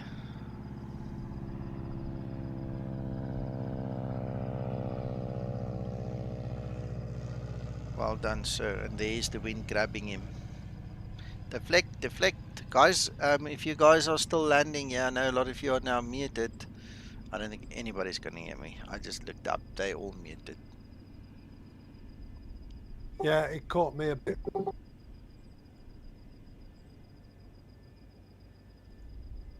You need to deflect into the wind, guys. Once you are ready, you need to turn your yoke into that wind and kick left. Well, if you're turning left, you need to kick right. Apologies. Kick the other way around.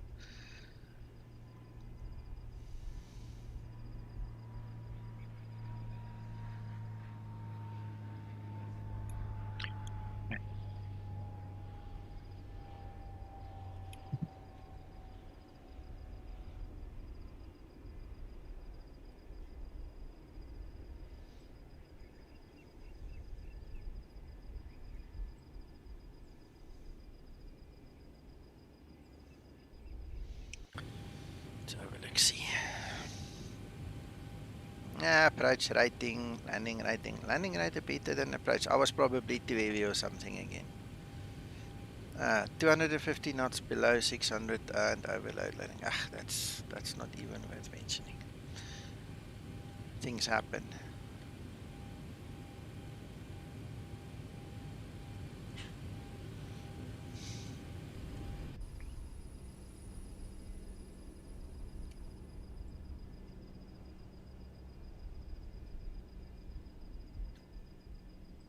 Boy, I see we're filling up nicely here on Discord. Hey guys, welcome. All the new guys, welcome.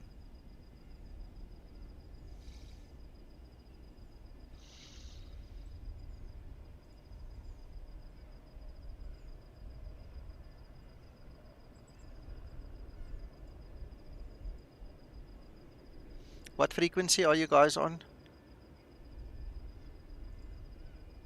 I suppose Bremen approach. I'm on Bremen radar. 12480. That's the one. Bremen radar is 124.175. Thank you, sir. I'm listening in.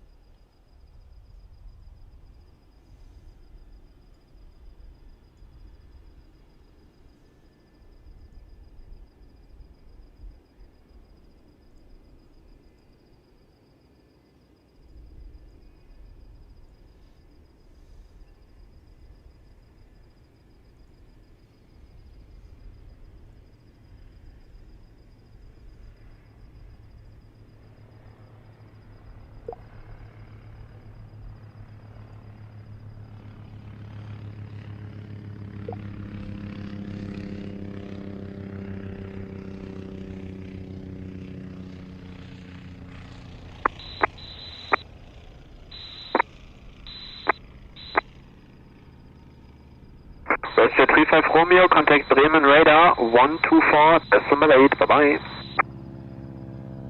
124.8, thanks for all the help.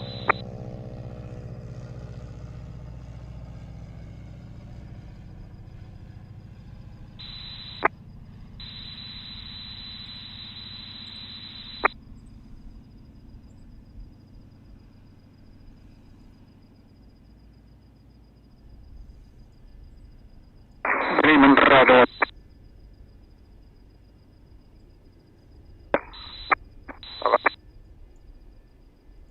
Bremen radar, WestJet 35 Romeo, with you at 11,000 feet and heading 060. Runway 069, reduce speed 170 knots until 5 miles final traffic ahead.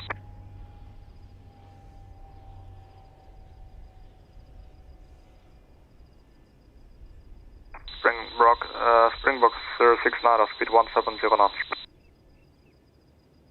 Speed 170 knots for Springbok 069.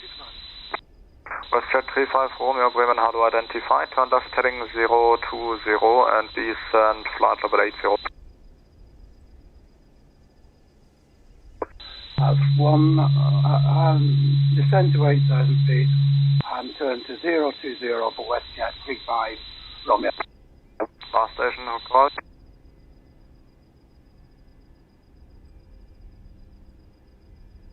Last station interrupting the last transmission. Apologies, Ryanair 129, approaching runway 27, landing now. You did, John, you did. Not you, 35 Romeo, I think it was Ryanair 129, repeat please. Ryanair 129 on runway 27.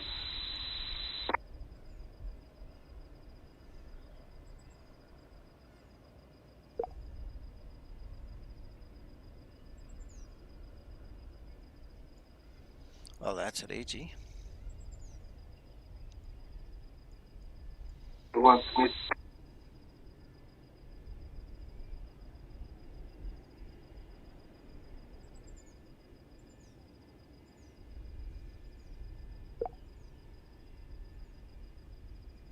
The 3784, wind 220 degrees, 11 knots, runway 27, clear to land.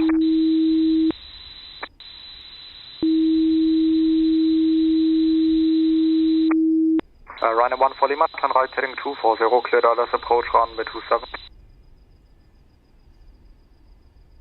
1 for Lima, right 240, clear ILS approach 27. Ryanair 129, taxi to gate 07 via Alpha.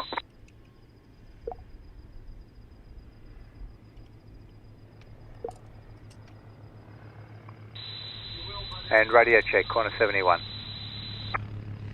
I can hear you, 571.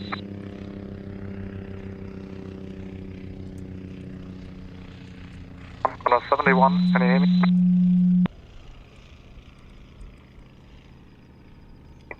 Springbok 069 is established, runway 27.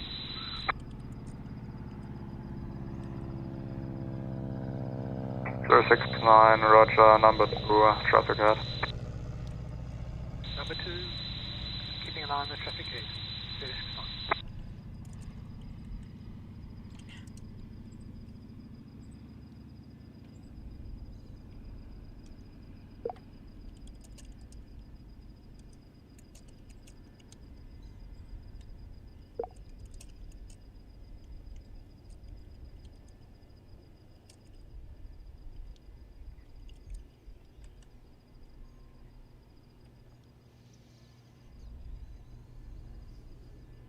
Ryanair 13, correction, 14, Lima, descent 3000 feet.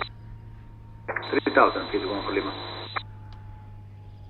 WestJet 35 Romeo, descent 4000 feet, and QNH 1011.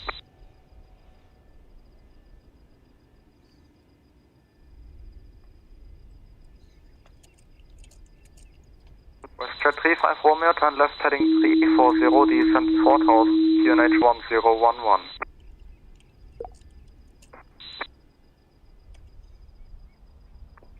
Descend to 4,000, heading 340, QNH 1001, a WestJet 35 Romeo.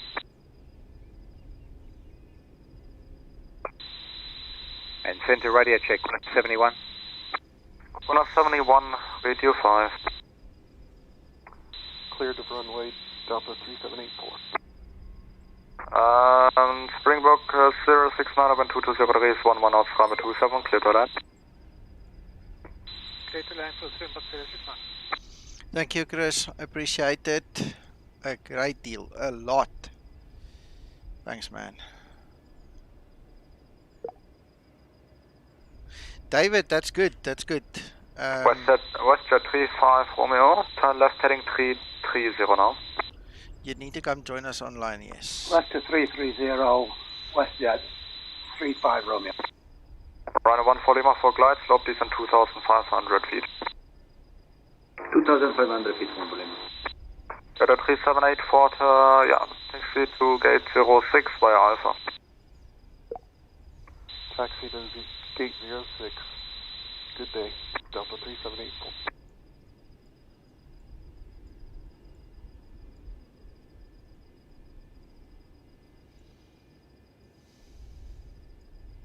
That's Anthony.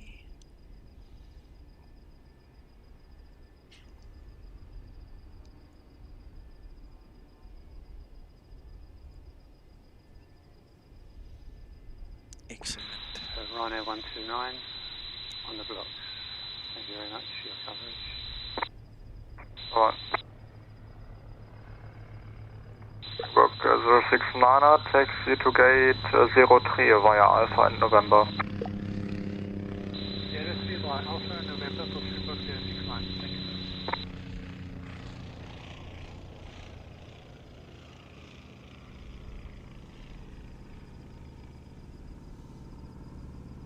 Runway 14 Lima, wind 220 degrees 11 knots, runway 27, clear to land.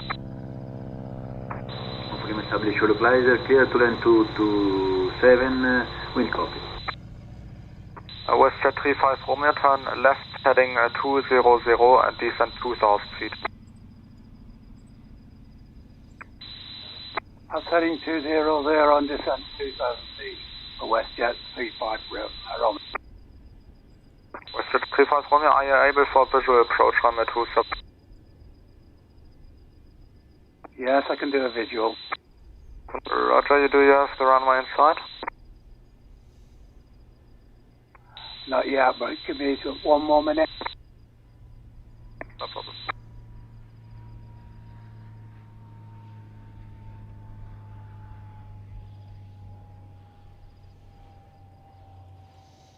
So we've got Ryanair 14 Lima, which is this one. Then we've got Jason in Qantas, and then we've got the Ryanair from Krister, and then we've got Erwin, and then Reggie.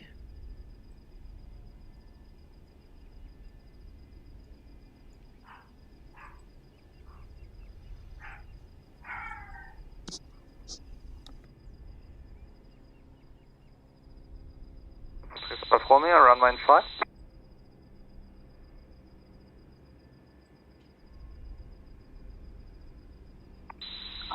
Not yet.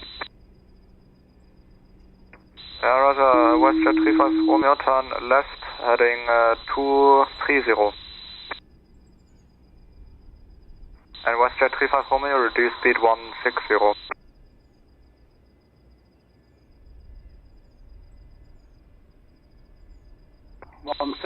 for WestJet 35 Romeo.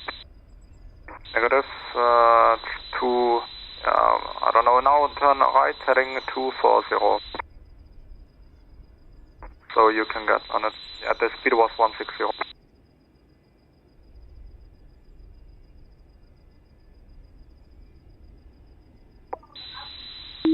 Good afternoon, Bremen, approach to KLM 171, inbound on REDFA, passing through 100, KLM 171.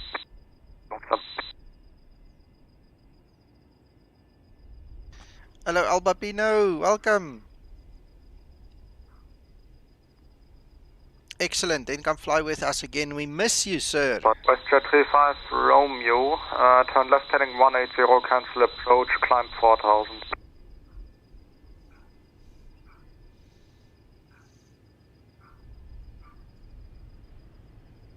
I wish we could read those labels. WestJet 35 Romeo, left 180 and climb 4000.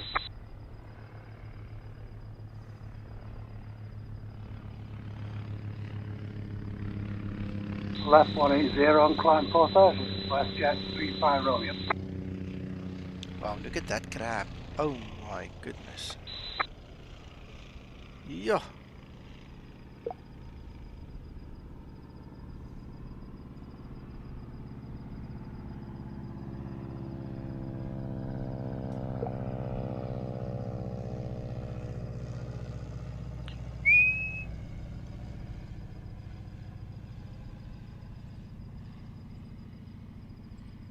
That's when you swing that steering quickly and kick other rudder quickly.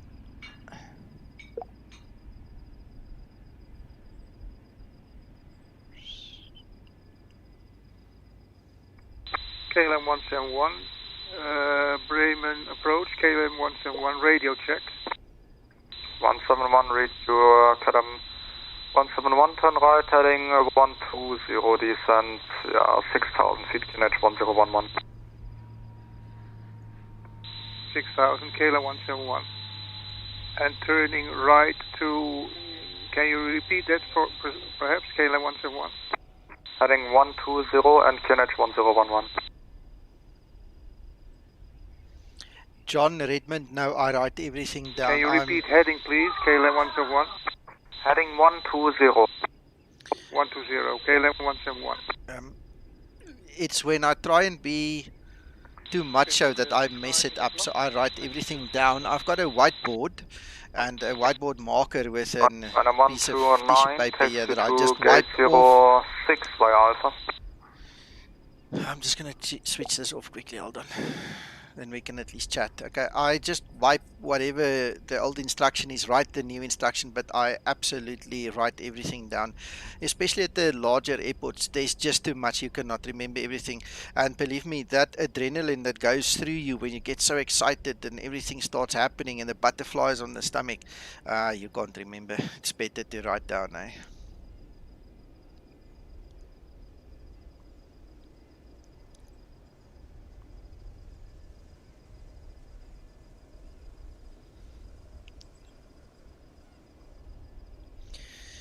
Where is Jason going?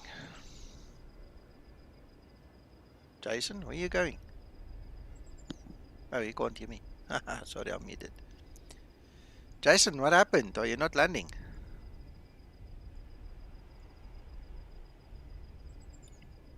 Yeah, no, he's cleared me. I'm just on the... oh, geez, hang on. No, I've missed it. You missed it completely. That's why I'm asking. I thought I'd intercepted the ILS, but it didn't lock on. Flew straight through it. Yeah, you're going to have to ask for vectors for a go-around. I was getting distracted. I was trying to work out the sound problem, why I couldn't get him on sound.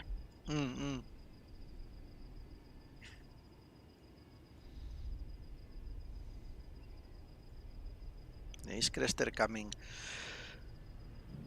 I think Christer is very close as well, so you've got to be careful. If you don't land quickly, you're going to have to do a go-around, so try your best. Yeah, I'm going to have to fly this manual. 13 miles left to land. Alright, okay, I think you'll make it then. No worries. It's okay. Nico. Yeah. I had a reply from Jar Design. I've spoken to Mac about it briefly. We'll discuss this after the stream and decide how to reply to him. Okay. Give me a second.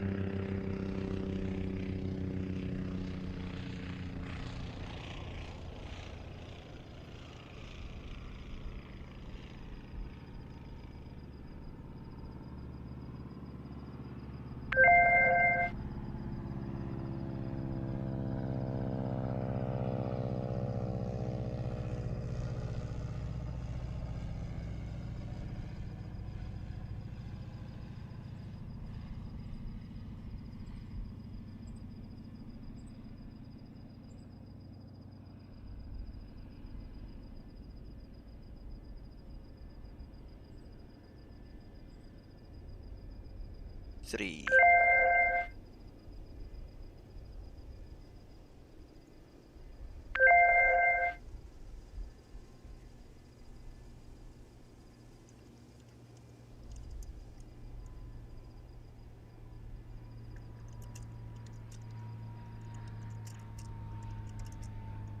Yeah, I was happy with that. Still getting a bit confused with the language sometimes. But,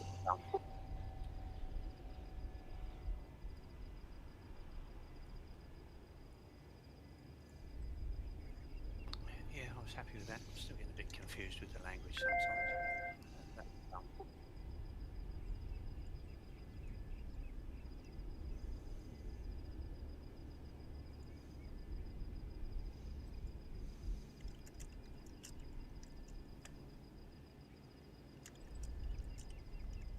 How many more's due in?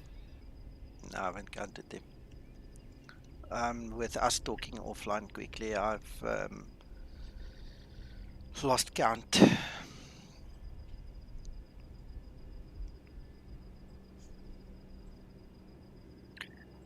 It was lucky, Nico, that you made me aware that I was actually off track. That just goes to show I was too busy working the problem and not the approach, not flying the plane.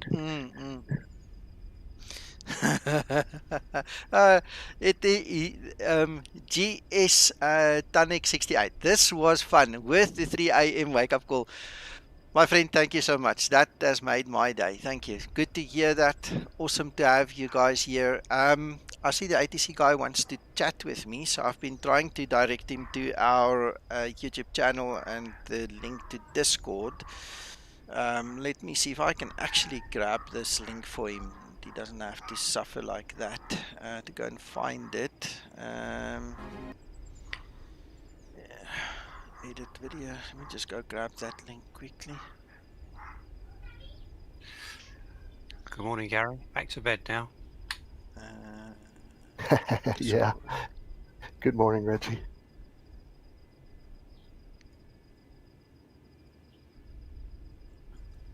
I'm going to have to leave you. Thanks very much for your company again. All right, catch up later. You're Bye. welcome.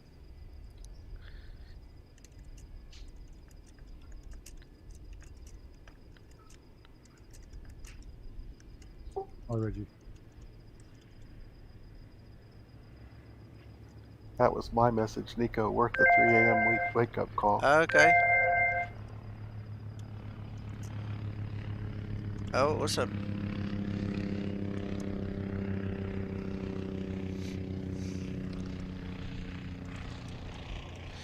Right, let's quickly get our new friend here. Let's see. Roles. Here we go. Okay, guys, the ATC wants to join us here quickly, so I've given him permission. Please join us. Alright, there we go. Okay, well, I'm not sure who else needs to come around. Let's just see on Iveo Web Eye.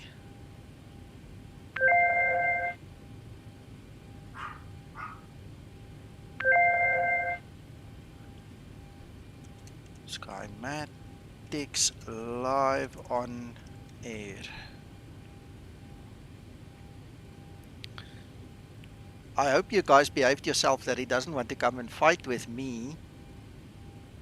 Soon find out. I'm confident it's not that, don't worry. Let me just quickly go back. Oh, you know what? I think she's set me back up again. No, she hasn't. That's off. Are you going to take press to talk off so he doesn't have to do that, or are you going to put him on it? No, I mean it's easy enough to push to talk on. You can push to talk on. What's his name, Nico? I read it so quickly I didn't read further. Hold on, I'll tell you now. So I'm hearing double voices. Is this something on my side that I need to check? Yes, switch the audio off on YouTube.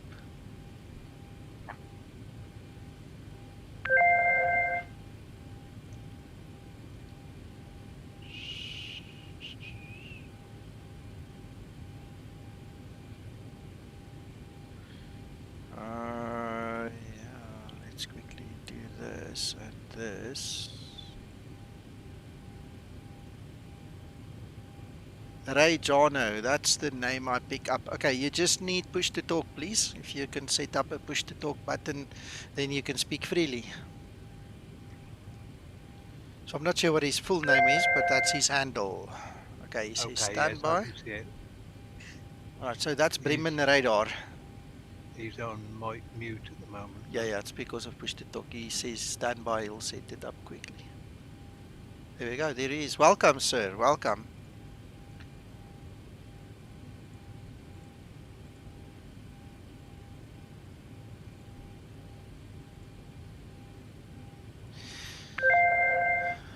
Let's see, message.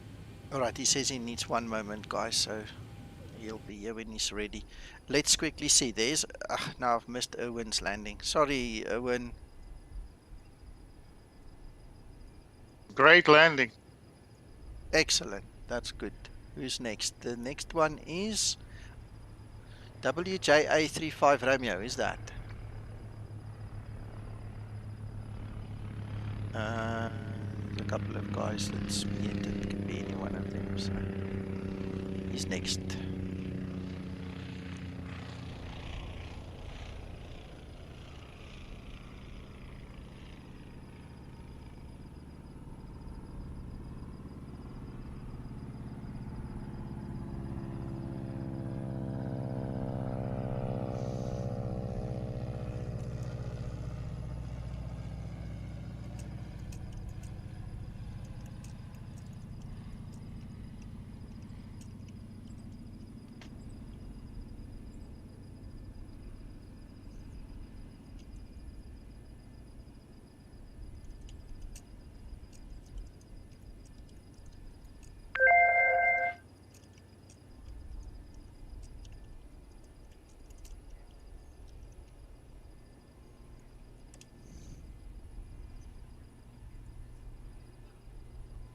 Okay, he says he needs to reconnect. That's fine. This is our last landing. Gentlemen and ladies on the stream, thank you so much for watching. Let me say goodbye now, because once our last friend here has landed, we're going to say goodbye. We'll see you guys later this evening. And, you know, we're going to have some other bits of fun there. So, please enjoy the rest of your Saturday until then. And thank you for watching. Phew, I won't embarrass myself. Thank you, Nico. What's your call sign? I'm way out. Don't worry. I'm way away. Okay, that's fine. It wasn't intentional. That's I had problems getting radio contact at Stansted. It took me about 10 minutes to sort it out. Okay, cool.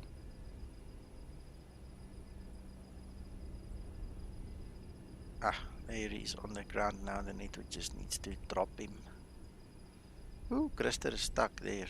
Oops, somebody has to go around. Yep, there he goes.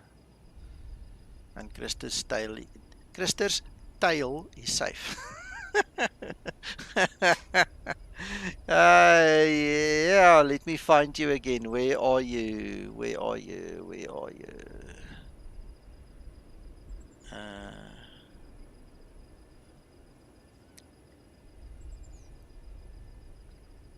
Chris has logged off, Nico. Okay, I cannot see you, sir. Okay, gents, cheerio, stay well, be good, we'll talk later, bye-bye. Thanks, bye-bye.